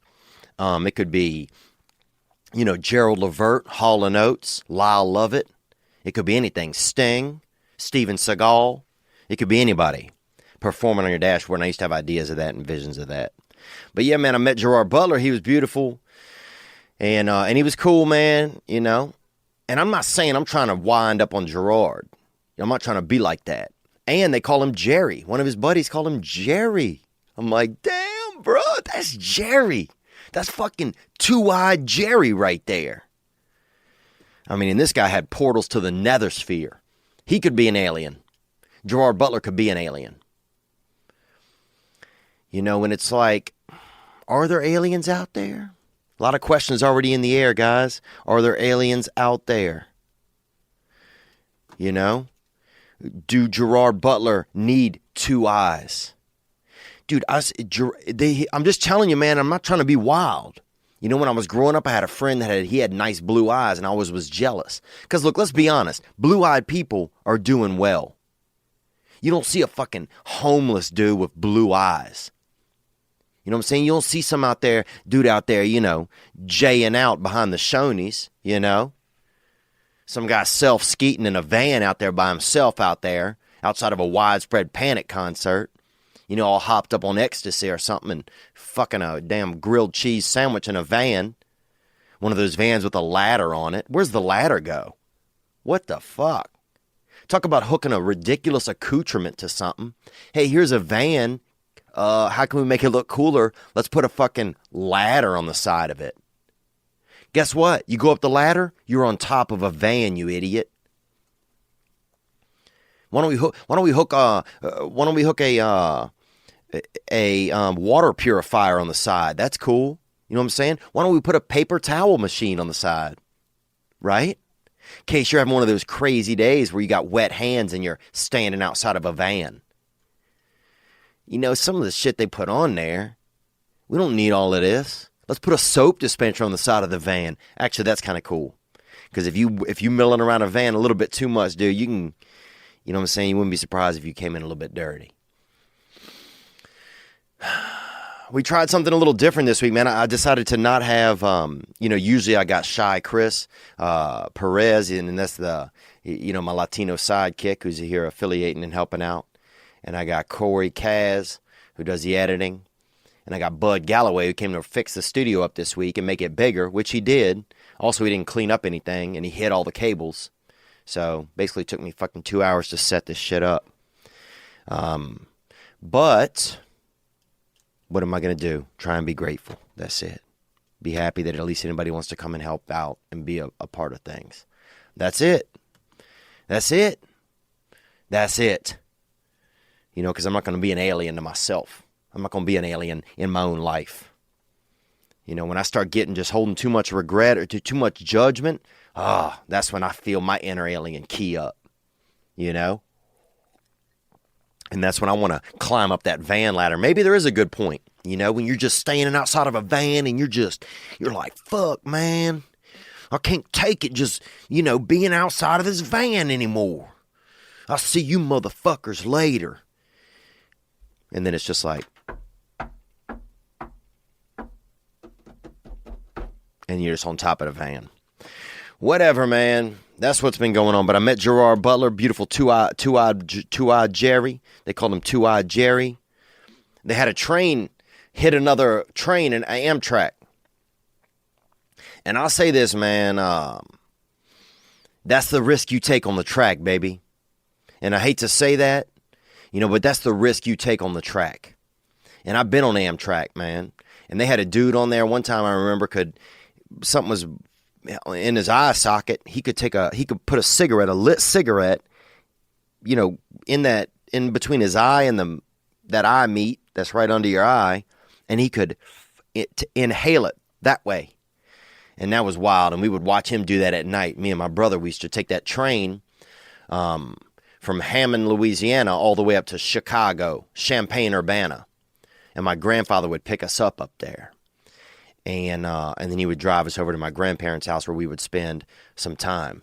And then my grandparents didn't want me to come anymore, and they just wanted my brother to come. And so, but that's life. You know, sometimes your grandparents don't want you.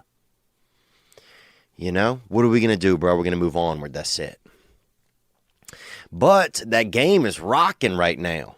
That game is rocking. So I think here's what I'm thinking about doing. I'm going to check in with the game real quick. You're not going to notice because I'm going to be right back, and I'm going to watch a little bit more. When I folded out of the game, it was 9-3.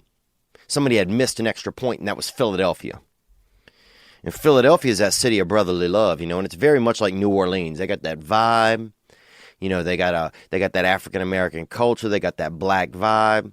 They got that, you know, real things are happening. People's out on the streets living life. You know, they got some good food. They got some gunplay. You know, you got a lot of whites hiding in the distance. You know, it's similar city work. Now, it doesn't have, Philadelphia is more like that. You know, they got that historical kind of aspect. I think Thomas Jefferson up there. Who else from Philadelphia? Probably, who else would be from Philadelphia? I don't know, man. Somebody else. Other people, you know. But it's a wild city, and I know they're excited, dude. I went to this party one time in Philadelphia at night. And it was a bar, but it was like in a house. It was pretty bizarre. And they would stop the music, not joking, between every song and do the Eagles fight song, whatever it was. And Lord knows if somebody did see an eagle up there in Philadelphia, they'd shoot that bitch down and eat it. I mean, and that's, I mean, I'm amazed that that's still their mascot. You know, I'm surprised it's not the TV dinner. You know what I'm saying? But they set up in Philly, man. They had these dudes was like trying to get me to hook up with one of their friends, you know, this girl. And they're like, yeah, man, take home, whatever. I don't know what her name was, Sheila or something, or Shayla. Take home Shayla, you know, she's a real slam pig. And that, I guess, meant somebody who was sexually active. Somebody that's a slam pig. And I never even heard of that. You know, somebody being a slam pig and somebody being sexually active like that. But here's what I'm going to do. I'm going to check in on that game. You're not going to notice. I'm going to be right back in just a second, and I'll be able to update on how I felt so far in the game. But so far, here's what I felt. I felt like it didn't feel like the Super Bowl to me. This is after the first quarter. I'm excited to see Tom Brady out there. That feels exciting. I thought that long shot that Philadelphia took into the end zone out the gate, that was exciting because, you know, you see some of these young quarterbacks, even though Foles isn't brand new, but you see these guys get in there and they get nervous. You know, and you see Tom Brady out there, and they just had a video of him kissing his son, you know, which I think is fine. I think you don't see enough of that. I mean, it might have been a little wild because Tom was laying down. That's the part that made it wild. You know, but I think if you want to kiss your son a little bit, that shit was a little bit Roman, really. That shit got a little bit ancient Rome on me. You know, it had that Targaryen. They was looking a little Targaryen there suddenly when, you know, his son leaned down and kissed him. And it looked a little bit like the father was like Tom Brady had died. There was a lot of things going on there for me when I saw that video. And if you haven't seen that video, it's Tom Brady kisses his son. His son comes over and kisses him, and he said, it's not enough. He said, that's not enough. I want that championship kiss. And look, dude, if my dad, I'll be honest with you, my father never won shit, dude. And actually, he borrowed, I remember, about $70 off of me when he died, right before he died.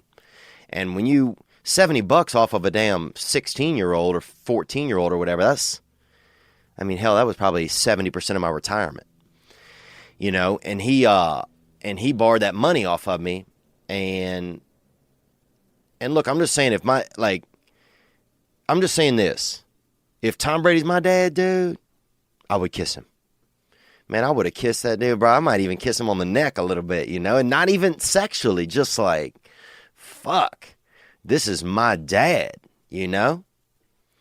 Just like Russell, it's like, you know, when you got them hitters out there, there's something different about them. I mean, that's like Russell Crowe. If I were him, I'd wear sunglasses because somebody would steal one of that dude's fucking eyeballs.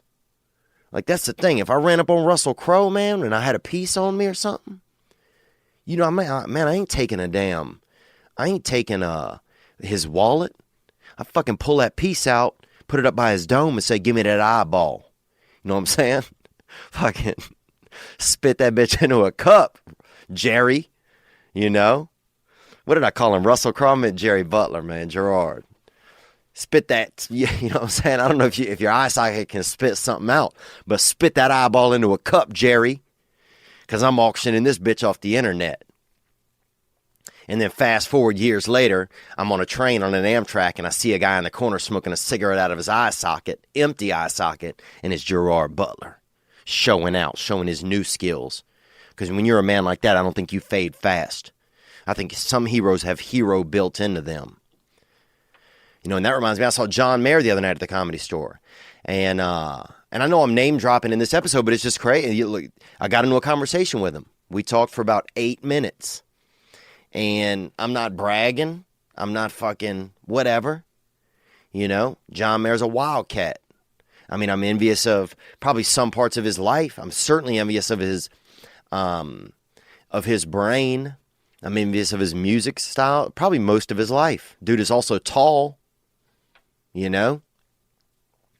But here I have a funny story about John Mayer. So this was about 12 years ago. I was working as a tour manager, and that's basically where you carry the guitar and drive around a musician. And it just so happened that the musician was a friend of mine. This actually might have been about 14 years ago. And the musician was a friend of mine. His name was Josh Kelly.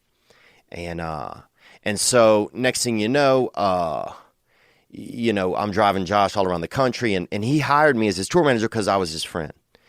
And we had a great mutual friend. Anyway, so next time on that tour, we met John Mayer because John's music was coming out the same time as Josh's was. They were just both breaking as artists. And then we met John Mayer, and a lot of my friends, I was at a party, and that's where I met John Mayer at. And I had been listening to John Mayer's music because I was listening to all these breaking artists at the time. So I see him at this party. I know who he is. A lot of my friends who were at the party did not know. He wasn't the John Mayer that people know about now, as popular. And so I was like, and I met him there. Anyway, fast forward 11, 12 years. I'm at the Comedy Store one night, and John Mayer and Jeff Ross are friends. And he comes walking around the corner, and I just like bump kind of chest to chest with him. And I was like, hey, John, I met you. And before I could finish, he goes, I met you on Lafayette Street. He said, yeah. And that's where I'd met him at. I'd met him about 12 years earlier on Lafayette Street. And here he just remembered it. He got that wild brain. Some people have that. They got that hero circuit board. He could be an alien. Now, I wouldn't put it past John Mayer to be an alien. And I don't mean that in like a negative alien or something. I just mean that as a basic regular alien. Because the man has a lot of skills. I've seen him do stand-up comedy. He's pretty, he does a good job with that. But he just has that brain, he's got that brain that's on that next level. He's like, we're all using a push mower and he's running on a weed whacker. He's just got one of those wild brains.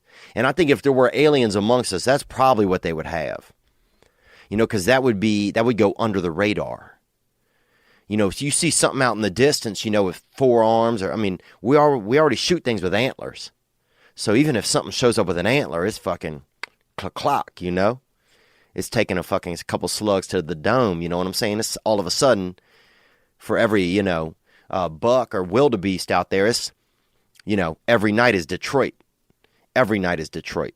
Or every night is Chicago or New Orleans for them, for those animals, because they could get popped all the time.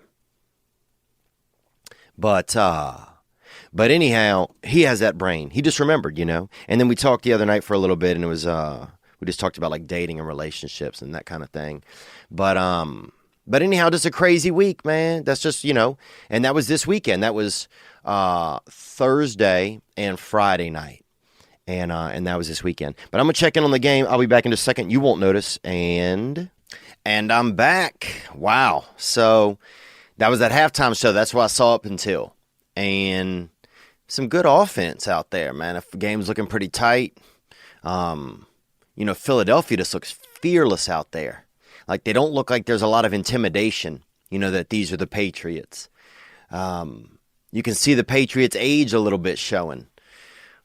Brady still is, the guy's 6'7", so he's throwing from, it's like throwing from the second floor of a building.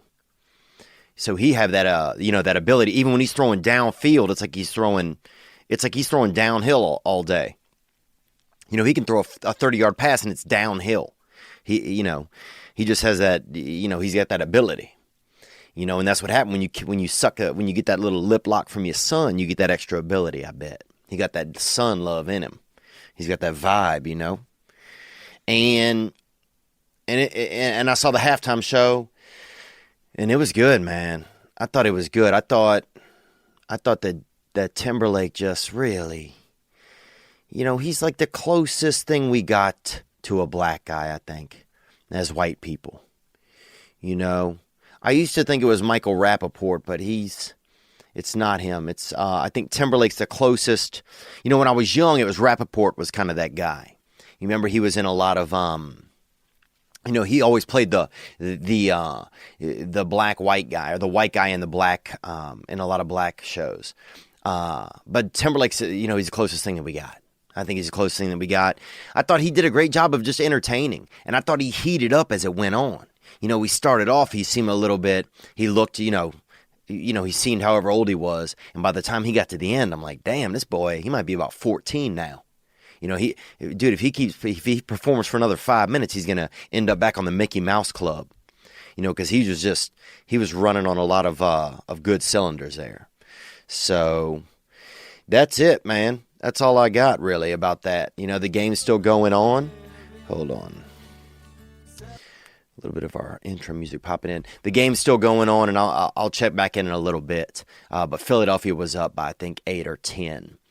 So let's get back into it, man. We're going to crack into some of these calls in just a minute. But I wanted to give you guys a state of the podcast address. And that's just basically kind of like what's going on with the podcast, where we're at, and what's cracking. Overall, things are going really good. I want to say that 100%. The listenership is up. We're getting, we're up to like a decent number.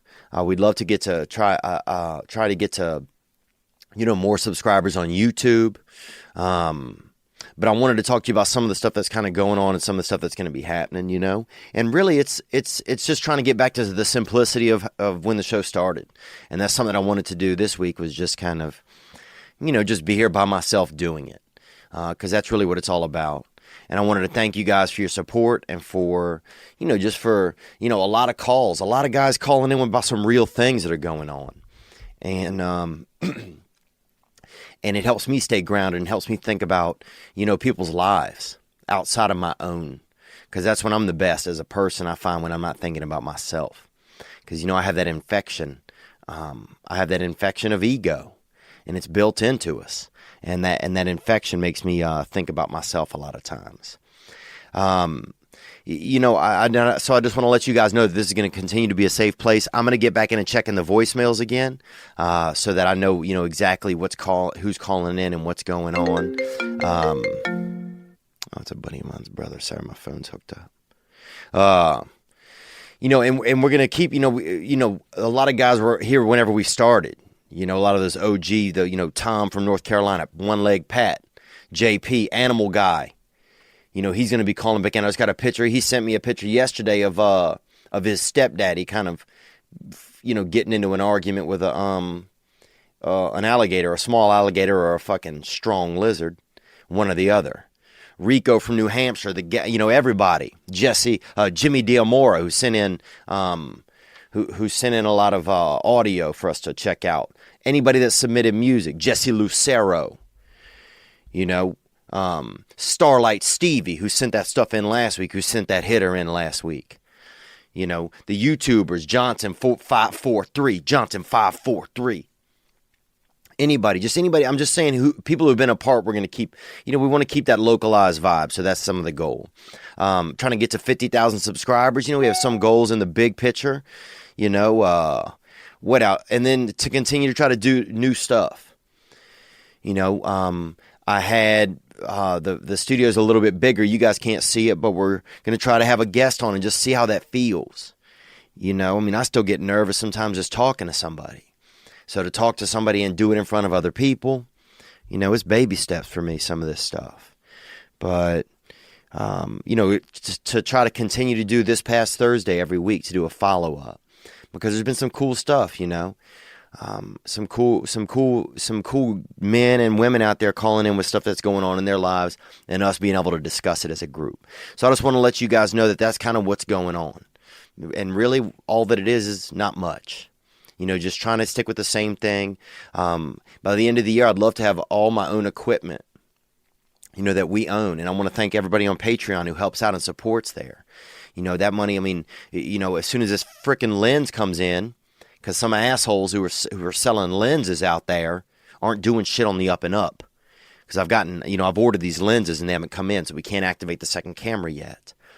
But, you know, it's trial and error. And I want to thank Gray Block Pizza because they've been there, you know, and they've been supportive all year. And I'm just really grateful because it's things like that are helping us. And by the end of the year, maybe be in a studio, being in an actual, you know, an on-site location somewhere where we can do some real gang type stuff, you know, 420 Gucci gang all day. So you know that. So that's some things that are going on, and that's just the state of the podcast address, and really it's just a thank you for you guys' support. Thank you, Gray Block. Thank you, everybody. Here we go. So let's get into it, man. You know, I already told you guys what happened this past weekend, man. Ran across a lot of straight up superstars who could be aliens, who have that ability. You know, like what if somebody came, you know, you got a message one day in your inbox and it said that you were an alien. Could you handle it? Seriously, man. Some of y'all are like, what the fuck's Theo talking about? I'll tell you what the fuck I'm talking about, dude. I'm talking about real shit. I'm talking about things that could be possible, man. You don't think, I mean, look at us. We're in space, brosy and chick and ladies. We're in space. You don't think somebody out here could be milling around as a fucking alien? Walking around at night by themselves? Fucking drinking gasoline and chocolate milk?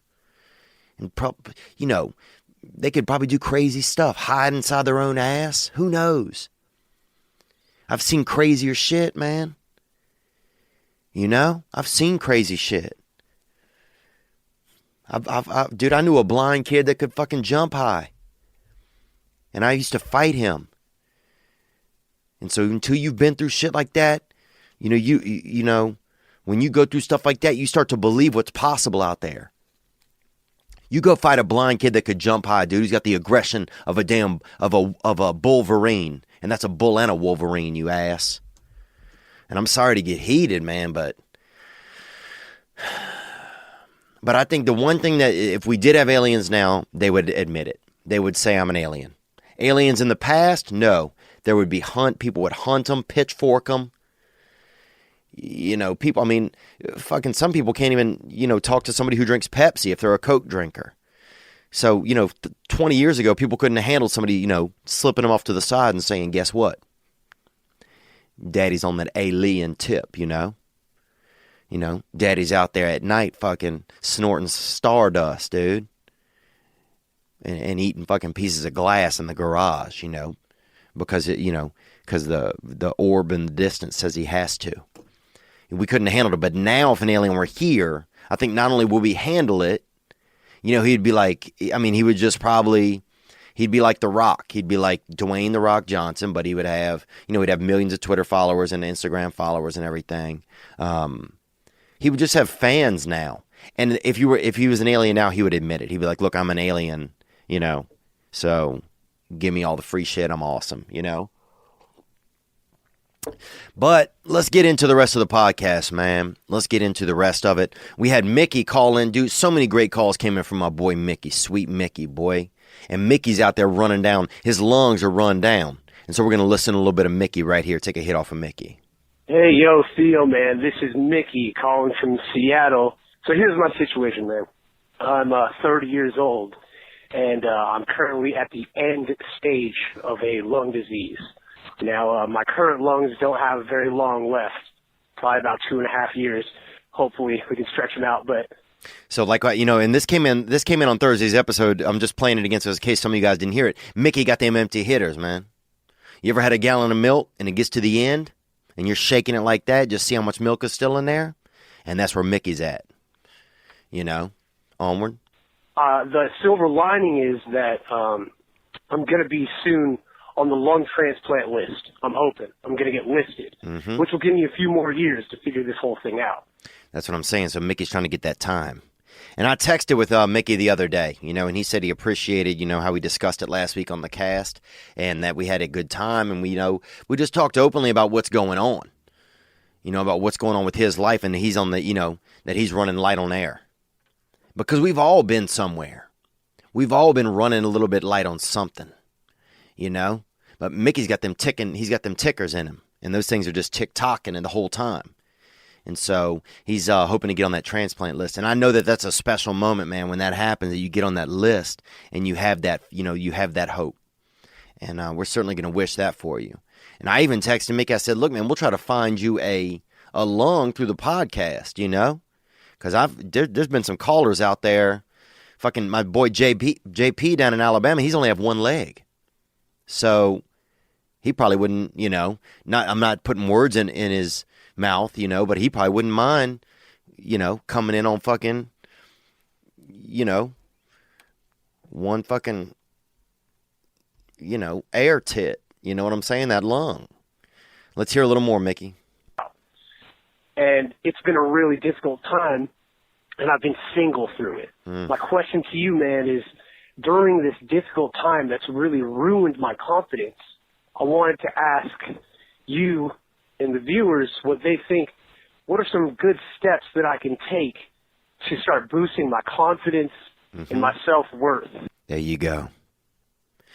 Man, and you know what this makes me think, man, honestly, is that it's so wild that we are in a time where men are struggling so much with their self-confidence and self-worth. That even it's like no matter what is going on. I mean, here is Mickey with a real ailment. This is something that is probably very rare. I remember when my sister needed a liver, it was, one in like 1 million children was born with the issue that she had. And I don't even know what Mickey did. I don't know. Some people blow through their own stuff. You might, if he's out there fucking huffing gas or something or doing that kind of shit and blowing through his lungs, then that's different. But if this is something that, that came into him by nature, then that's another different, and that's more real. But, here you are, you have this thing going on, man, and you're dealing with the same stuff still. It's just wild. It's wild that, that it's like no matter who we are, that sometimes there's so many problems that are, that just connect us all. You could have somebody out there with no head or no arms and legs, and they would still be worrying about self-confidence, and these sorts of things, man. And it just, I don't know how it makes me feel. Man, it makes me feel, I guess, a little bit, I don't know if I want to say, not ungrateful, but it makes me feel a little disappointed maybe in myself. That here I am and I'm healthier than Mickey is right now. And that I'm not taking all the steps I could take all the time to try and boost my own self-confidence and stuff like that. Even though I know it's not one of those things that's, that's always easily fixable. But it's like here I am just, here I am. I don't have a ticking time. I don't have, 2 ticking time bombs in my body. I'm not on the clock. And so since that's the case, I'm not worried about as much about, always getting myself to wellness. Whereas here's Mickey's out there. He's on the clock. And one of the things he wants to do, he wants to man up in case he doesn't have the opportunity to stick around. He wants to defeat that self-confidence, And, man, it's just, I can't imagine what you've been through. But some of our listeners have some thoughts for you and some suggestions. And we're going to crack in a little bit that right now. Here we go, Mickey. Theo, it's Ricky Dickey from Pittsburgh. Oh, and this is Ricky Dicky from Pittsburgh, and I've never even, I don't know, I guess that's your real name. I'm not even sure, brother. I don't think I ever called anybody Ricky Dicky. Onward. I'm calling in to talk about our boy Mickey and the lungs. And I think his best bet might be to find someone with, another ailment. Someone that needs a kidney or a liver, or they need lungs, and they could breathe life into each other. No pun intended. Well, I mean, it seems like obvious pun intended right there, but you know what, man? You might be right. It is funny how if you have somebody that has some of the same issues, that it brings you together. And that's one thing that sharing issues does, man. When we're able to share, like, what makes us hurt. When you're able to share that with somebody, it's crazy how it brings you together. I've noticed that in brief moments with dating and stuff like that, when I'm actually able to try and voice what is going on, what scares me, that it ends up, instead of thinking, fuck, I'm going to say this and this person is going to hate me, or this person's not going to care about me anymore. Instead, it just makes them understand me. And so much care usually comes out of understanding that it's fascinating. So you may be onto something there. That sometimes you can see what the feeling of, and you see it in somebody else. And if you're able to be a good partner for that person because you can understand them the best, because you're saddling up on those feelings and riding that similar vibe, whatever it is, every day. Now, if you're talking about just mix and matching people, that's Frankensteinian. You know what I'm saying? If you're talking about finding somebody with a one leg and somebody with a different leg and matching them up, then that's wild. That's, that's just, it makes sense if you're charting, if you're, doing a drawing, and if you're trying to, if you're doing a human puzzle, a puzzle made out of humans. But it doesn't make sense realistically, I don't think. But I don't know, if you had somebody that, their heart didn't work and yet somebody's brain didn't work, and you put them together, could make beauty. But that's Ricky Dicky out of Pittsburgh, man. Mickey, that's a little bit of some suggestions from Mickey. And also, I know I'm going to be in Tacoma, and I'm going to be in Tacoma, and I'm announcing it right now, the 15th and 16th. That's Thursday and Friday, and that's outside of Seattle and Tacoma, and we're going to try to get a date for Mickey, because, in the rest of his call, if you listened last week, he talks about he wants to have more confidence. He'd like to fall in love. He'd like to meet a lady. And he wasn't talking about sex. He wasn't talking about, just reaching down into some moist, touching that moist. He was talking about being out there and maybe looking for some love. He was out there trying to get up in that, that baritone maker in between those ribs. And that's the heart. So just a lot going on in this, man.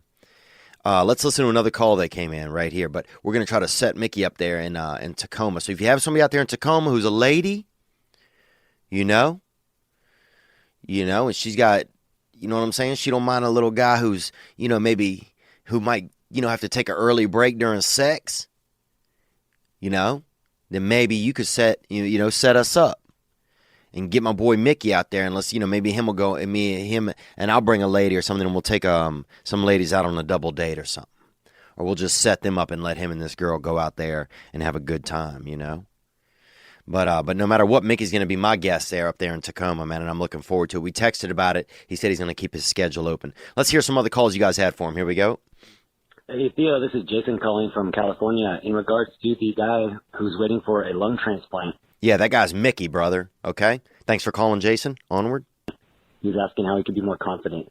There's absolutely, totally a way that he can be confident just as much as the rest of us. Because I think at the end of the day, the person who has the most integrity, who is the most true to their soul, that is like the most real man that you can be. And if you're ever in the presence of a person who is just authentically empowered, with no guilt, with total integrity, total devotion to just doing the right thing for all who are involved, there is a sense of energy that person carries that even a very large, confident bodybuilder would have to kind of recognize that. Wow. Wow, man. I think you might have just put everybody on blast right there. Like in our hearts, you know? I mean, that's I mean, that was that's a real, that was awesome, Jason. I appreciate that. Let's listen to the end of this and then I'll.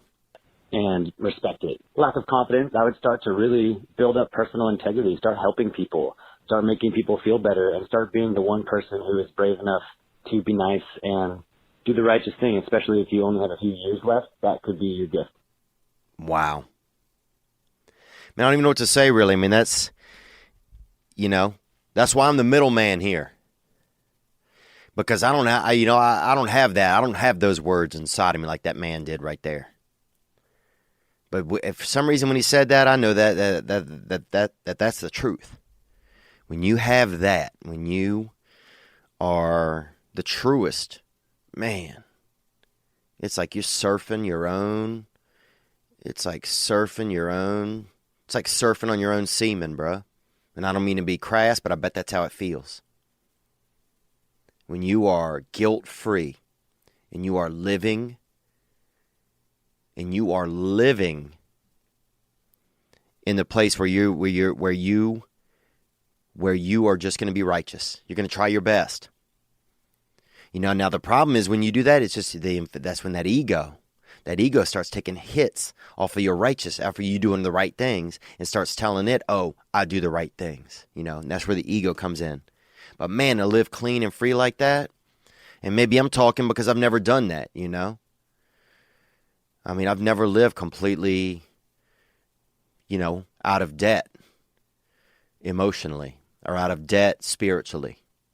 You know, I'm in spiritual debt. You know, and I'm not coming at you in like a religious way or anything, but I just know in my heart that, you know, that there's, you know, I got a couple of outsiders living in my heart. You know what I'm saying?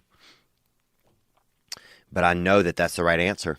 That if you build up that integrity, man, you build up that 100%, that people can smell that on you. Let's thank you for that call. Let's take one more. Here we go. Yo, what's good, bruh? This is Pennsylvania Pete. Pennsylvania Pete. I've never called anybody that. Let's hear more. I'm calling in response to your boy, Trick Lung Mickey. TLM, baby. And if you want to see the call for specifically from Mickey and my thoughts on it, that's on YouTube's out there.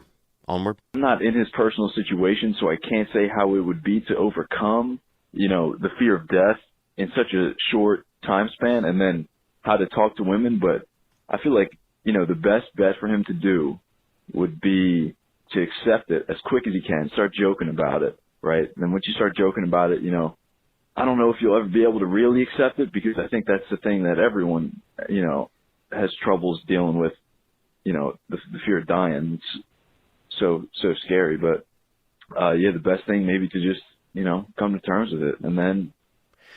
Well, I mean, look, I think Mickey's called up confident as fuck, dude. You know? Pennsylvania Pete. And I will call you that now. I think Mickey called up 100 about his activity, you know?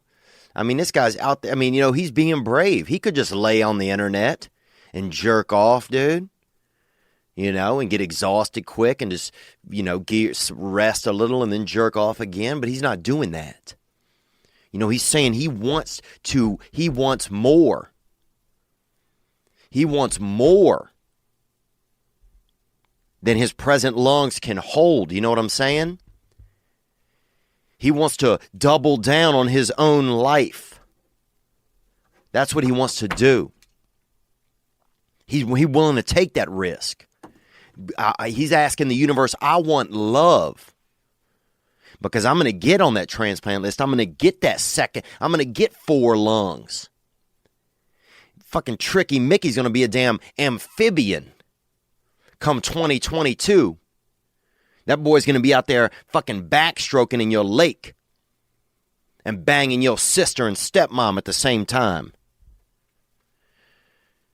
So freaking, you know, I mean, Pennsylvania Pete accepted and I mean, like, I feel you. It sounds like he's accepted it, though. It sounds like he's accepted it. You know, maybe you got to accept Big Petey.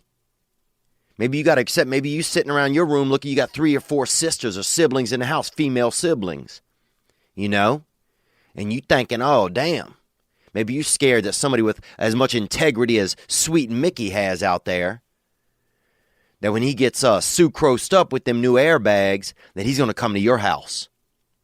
And he's going to give you a bunch of nieces and nephews, you know? Because that is a lover boy. So you might be living in fear, Pete. Anyway, I didn't mean to get fired up, though. I do appreciate everybody's call, and I always do. Let's take one more. Let's hit another call here, man. Here we go. What's up, Theo? This is TJ, and I'm calling in about that Mickey was running on them, fuming on them low tanks of gas.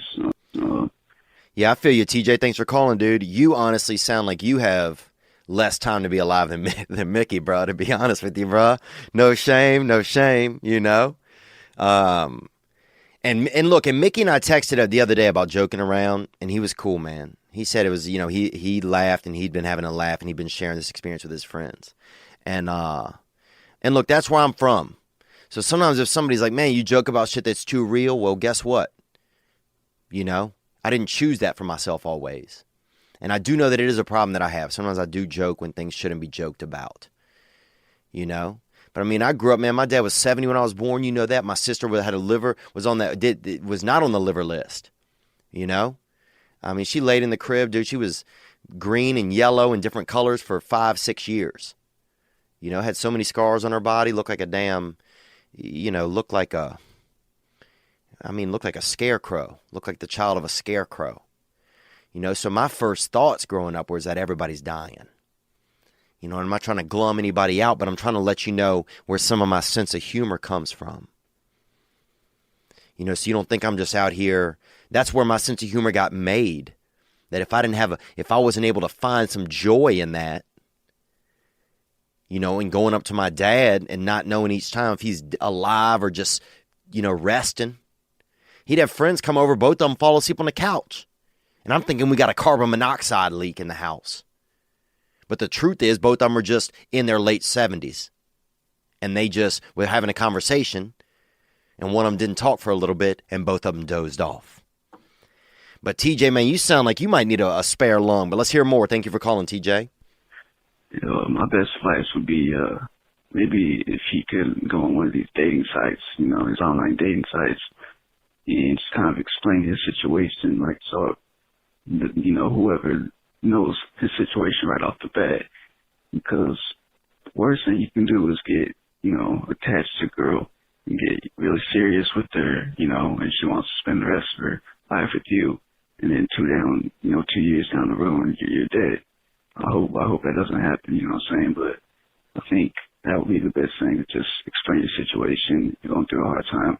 You want some companionship. And, yeah, man. Anyway, that's my advice. Love you, podcast, bro. Thank you, TJ, man. And I love you, bud. I'm sorry. I've been a little fired up this episode, you know? But you know, and look, here's the thing. TJ brings up a good point because, look, Mickey, I'll tell you this, brother. We're all on dating apps. Everybody's out there on them. You know, so that's not like, you know, I don't want you to think that, and look, man, I'm not trying to, I mean, I can't imagine what you're having to deal with, Mickey. You know, here you are sharing something that's the realest thing. You know? Somebody turns on the egg timer turns an egg timer on inside of your body. You know, and here you are sharing that with us and letting us talk about that and think about that, you know, and even joke about it. And so I want to say thank you for letting us do that. But the thing is also, I don't want you to think you're missing out on some magical universe where, you know, air capable people, you know, people that are fully air capable are, you know, out here just dating and, you know, and everything's easy peasy. Part of the problem is things have changed now. And so we're all out here on these electronics. We're all kind of becoming alien to each other. You know, speaking of aliens, we're all kind of becoming alien to each other. So, you know, it is tough. It's tough out here for a lot of people. But, you know, I'll say this, man, a lot women and this might be a weird way to look at it, but women love a project. Women love a man they can rescue. Women love, and women also, this is a dark way to put it, kind of women love fucking death and murder and stuff. Every woman I know has seen every episode of Dateline ever. I mean, I secretly think that women want to get murdered. And I don't mean that in like a Me Too or any of that time's up. I'm not talking about anything like that. But I think that women secretly have this fascination with, getting almost murdered. Let's say that. Because they're all watching it all the time. And so, you know what I'm saying? You have that mysterious element. If I want to be mysterious, I got to fucking put on like a dark bonnet or get a hammer or something. But if you want to be mysterious, Mickey, you just roll up. You know what I'm saying? And your freaking lungs, I mean, roll up with a picture of your lungs. Fucking show her that picture. Like, look, baby girl, these things, a couple of A cups right here I'm running on, a couple of fucking bat wings left in your boy. So why don't you and me, why don't we see at least how deep my heart is? I mean, you can make a pickup line that could be deeper than anything. Like, hey, honey, my lungs don't work, so I'm going to have to smell you with my heart. So I'm going to have to hold your scent in my heart. And that's that third lung, man, that heart. That's that lung that holds, the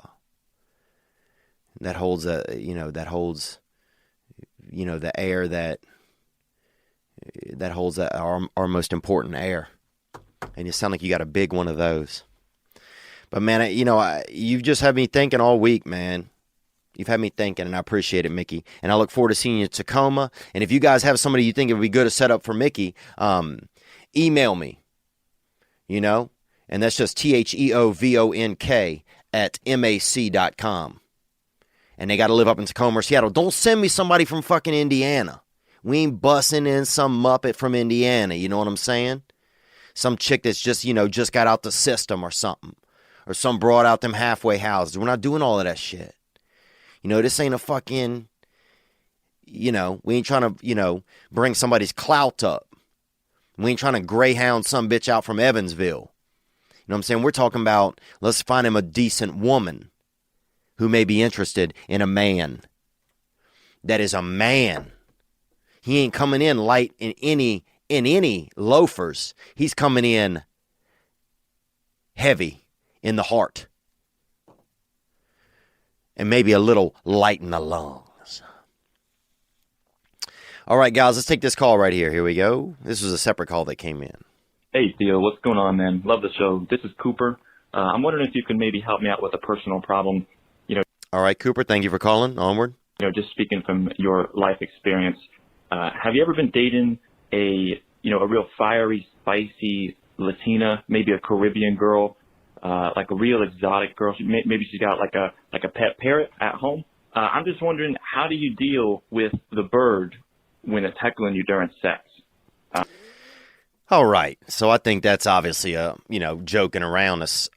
Cooper, calling about a bird. So that's irony. Cooper, bird coop. And I'll say this, dude, a spicy Latina or Caribbean woman. Okay. Probably different things, dude. Go down to the Caribbean, bruh. I'd love to see you go down there, sweet coop. Let me tell you what happened to me one time down in the Caribbean or in Jamaica or somewhere. Okay, I go into a Starbucks, dude. They had a sign outside that says Starbucks. I walk in. There's a lady back in there. Looks kind of weird in there. There's a lady. She's like, "Welcome to the Starbucks Lounge. Can I get you a smoothie?" It wasn't even a Starbucks, dude. Somebody'd stolen a Starbucks sign, put it up outside of a fucking smoothie center. I don't know what the fuck it was, dude. And then I ordered it, gave the lady some money. She fucking went out the back. Wrap. Never saw it. Waited 20 minutes. Went out in the street. And there was about a block away, there was literally a knife fight right in front of me. two dudes fighting with knives, which very fun to watch. Watching dudes fight with knives, bro, it is damn. I mean, it's, it's that fucking killer capoeira right there. And it was pretty fun. And then one of them chased the other one down the street. But I like to see you out there doing all of that, Mr. Coop. And also I made love to a girl in Denver years ago, this blonde girl. And she lived at a high altitude. And she had a gray parrotlet. And a lot of parrotlets, I believe, are from South America. And it would actually be on my shoulder once in a while we were making love. But that's not hard to be, because I'm not good at making love. So, easy place for a bird to roost. But anyhow, let's go. Onward. Let's take another call, man, here. What do we got here? All right. Let's get this one last call in. And I want to let you guys know some dates that I'm going to be performing. I will be in Portland, Oregon, and that is this weekend at Harvey's Comedy Club. And you can find that tickets to that on theovon.com/tour, Tour.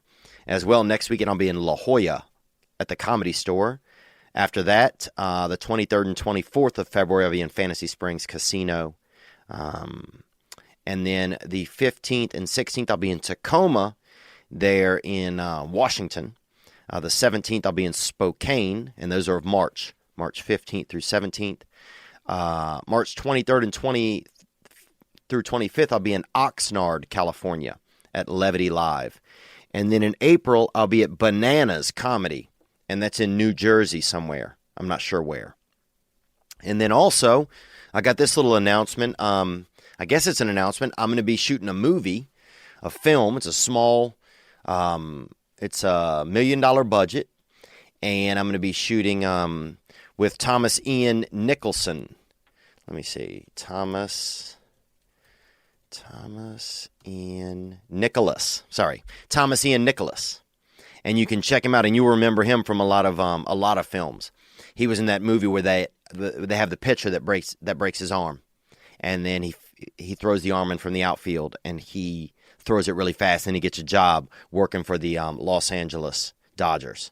So I'm going to be shooting a movie with him called Bitcoin, and yeah, Thomas Ian Nicholas. And I went to his film premiere the other night. It was really, really great. Super nice guy, and I'm looking forward to that. And he is the same age as me, and we'll be shooting that in Albuquerque in May. So that's pretty cool, man. I'm excited about that opportunity to work with him. He was in that movie, and I can't remember the name of that. He's been in so many films, and I'm not trying to pigeonhole him. He was also in American Pie and the American Pie series. But I don't watch a ton of films, and that's what I remember him from. But so, yeah, it should be cool. Should be cool to do that. I'm looking forward to it. Now, with movies in Hollywood, shit don't always come to fruition.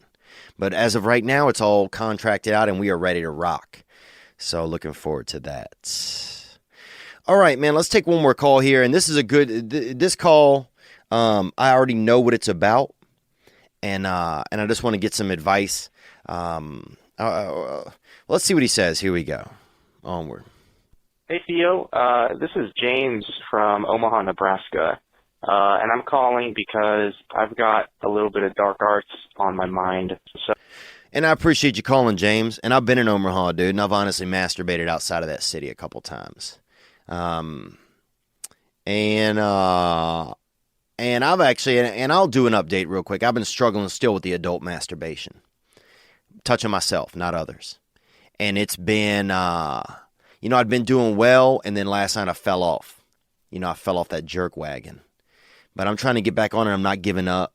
And I just wanted to update and kind of come clean about that, and be out here where I am, But I appreciate you calling in here, James, with your dark arts issue. Here we go. Onward. So I'm 21 years old. I have a girlfriend who I've been dating for about 3 years now. Oh, wow. So that's that young love. And that's beautiful, man. If you're in young love, sometimes it's almost, that's the love that's dangerous. People get murdered at that age in love, Onward. It's a pretty serious relationship. I just see myself being with her the rest of my life. But wow. And you know what? Good for you, man. Because that's brave, dude. That's bravery, bro. Onward. There's this thing on my mind where You see, I lost my virginity to her. I've never been sexually with another woman before. Okay, so this is your lady. That's your girl, and y'all. That's called a golden. I think it's called a golden Oreo. When you've only had sex with one person, and y'all are gonna and you guys are together. You know, and you guys are gonna. When you're married to somebody, you only have had sex with one person. I'm pretty sure it's called a golden Oreo. Onward. The same is not it's not the same for her. She did not lose her virginity to me. She hooked up with several guys before she met me. Okay. So she's a little bit more of a nut or butter, you know? And that's okay, man. That's okay. Onward. And so basically, you know, I don't know how I feel about potentially spending the rest of my life with this woman and, you know, not ever having sex with anybody else. Part of me thinks I should be okay with this. You know, that perfect 1-0 record is probably something a lot of guys wish they had. But for me, it's just like, man, there's so much out there sexually, so many sexual experiences that I feel like, man, I might be missing out on, you know? And that's the end of the call. Wow. That's a big issue, a big question, not an issue. Sorry, that's a big question. It's a big call, James, and I appreciate you calling. You know that I was in your position when I was young, man. When I went off to college, I was dating a girl, and I'd lost my virginity to her outside of a bowling alley, actually. You know, and people were throwing rocks at us and all kinds of shit, and it was a different time back then, and it was more of a rural time. You know, there's more gravel. But, you know, and I was jealous, and I couldn't get over the jealousy. And it really had nothing to do with her. That just had to do with me, you know? And here's the thing, yeah, you can get out there and experience more dating, more sexualness. There's that opportunity, man. That is out there. That's out there for you if you want it. But there's something nice if you love someone that is hard to find again. It's hard to find. You know, I believe that. I believe that is hard to find. You can't just always fall in love. You can date somebody and make a relationship, but you can't always fall in love. Like, that's really the tough thing. So I think you have to look at what you have. Is the grass greener out there? I don't know. Now, I hope you're not you're comparing things to pornography. If you're doing that, you got to hold that line, bucko. Because the things that happen in pornography are not happening in regular people's sexual activity. You know, you see pornography and it's, it's all that action. And they got elbows and titties and, people with, freelance buttholes and all kinds of activity. But in real life, dude, it's fucking awkward. And, somebody just had dinner and they had capers and they got a belch and it's fucking, you had a Pepsi and there's dog shit in the corner of the room. And there's, there's a lot of other, there's the reality. But you know what? I think that I honestly do think that this is a question that other guys might have more experience with. If there's guys out there that have only ever, been with their spouse, if there's guys out there that, were in love and had a love and left it and had an experience and do they regret it? I've made a lot of bad decisions in my life when it comes to sex. I have not had a healthy sexual relationship with myself. I haven't carried myself with a ton of integrity. To go back to one of our callers earlier talking about integrity, what Jason was talking about. This one's a tough one for me, man. So I'm going to put this one out to our callers, and I'll chime in on this one next week because that's a real deal. That is a real deal when you're out there. And, I had a girl that I was in love with in high school. And, and I lost my virginity to her. And I lost my virginity behind, a bowling alley standing up. And people were throwing rocks and all kinds of shit at us. Very Gaza Strip, if you will. And But I remember being jealous that this woman had more partners than I had. But it didn't have anything to do with her. That was all on me. So the jealousy, if you have jealousy, it's your thing. Now, how do you handle that and deal with that at your age? Who knows? I don't know. I didn't handle it well. I was angry at her. I resented her.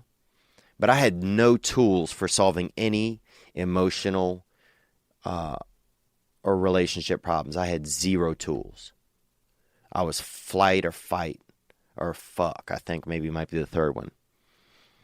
Or just fiddle. And I would just kind of fiddle with my fingers and just be, kind of loitering and be awkward and shit. And I also hid outside of a girl's place one time and petted a cat out there in South Carolina, doing some light stalking, and I will apologize for that.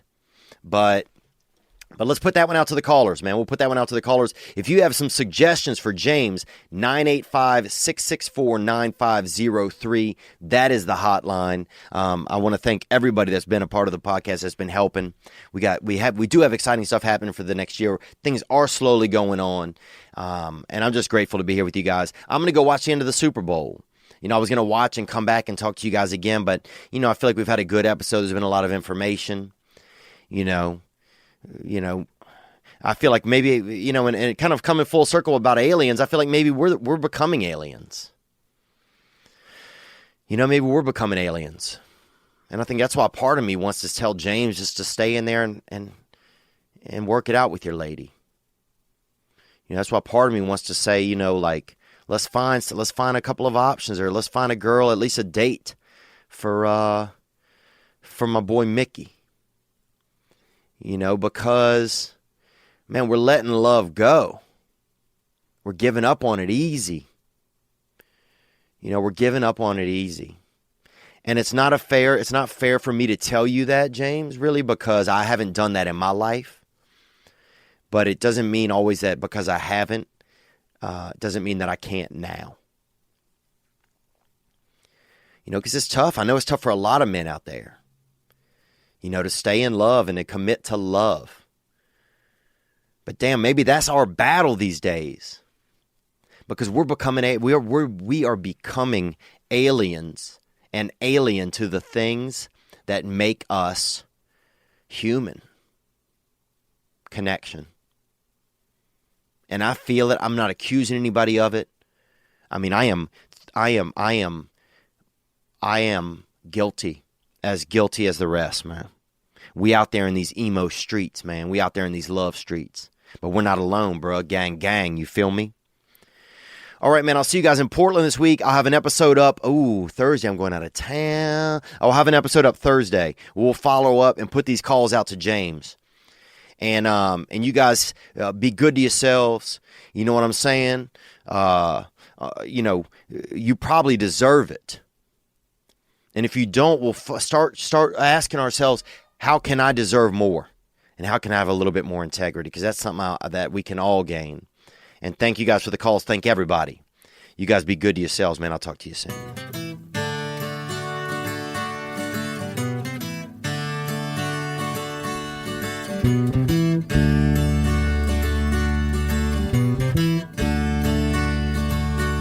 Celebrate living, celebrate misery. You know that soon we're gonna die.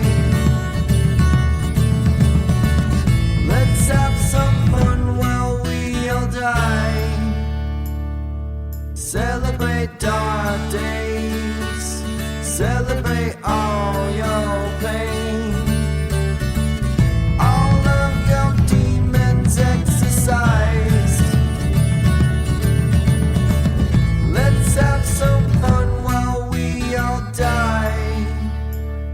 Ladies and gentlemen, I'm Jonathan Kite, and welcome to Kite Club, a podcast where I'll be sharing thoughts on things like current events, stand-up stories, and 7 ways to pleasure your partner. The answer may shock you. Sometimes I'll interview my friends. Sometimes I won't. And as always, I'll be joined by the voices in my head. You have 3 new voice messages. A lot of people are talking about Kite Club. I've been talking about Kite Club for so long, longer than anybody else. So great. Hey, sweetheart, here's the deal. Anyone who doesn't listen to Kite Club is a dodgy bloody wanker. Do you know what I mean? Hi, I'll take a quarter pounder with cheese and a McFlurry. Sorry, sir, but our ice cream machine is broken. No! I think Tom Hanks just butt-dialed me. Anyway, first rule of Kite Club is tell everyone about Kite Club. Second rule of Kite Club is tell everyone about Kite Club. Third rule, like and subscribe wherever you listen to podcasts or watch us on YouTube, yeah? And yes, don't worry, my Brad Pitt impression will get better.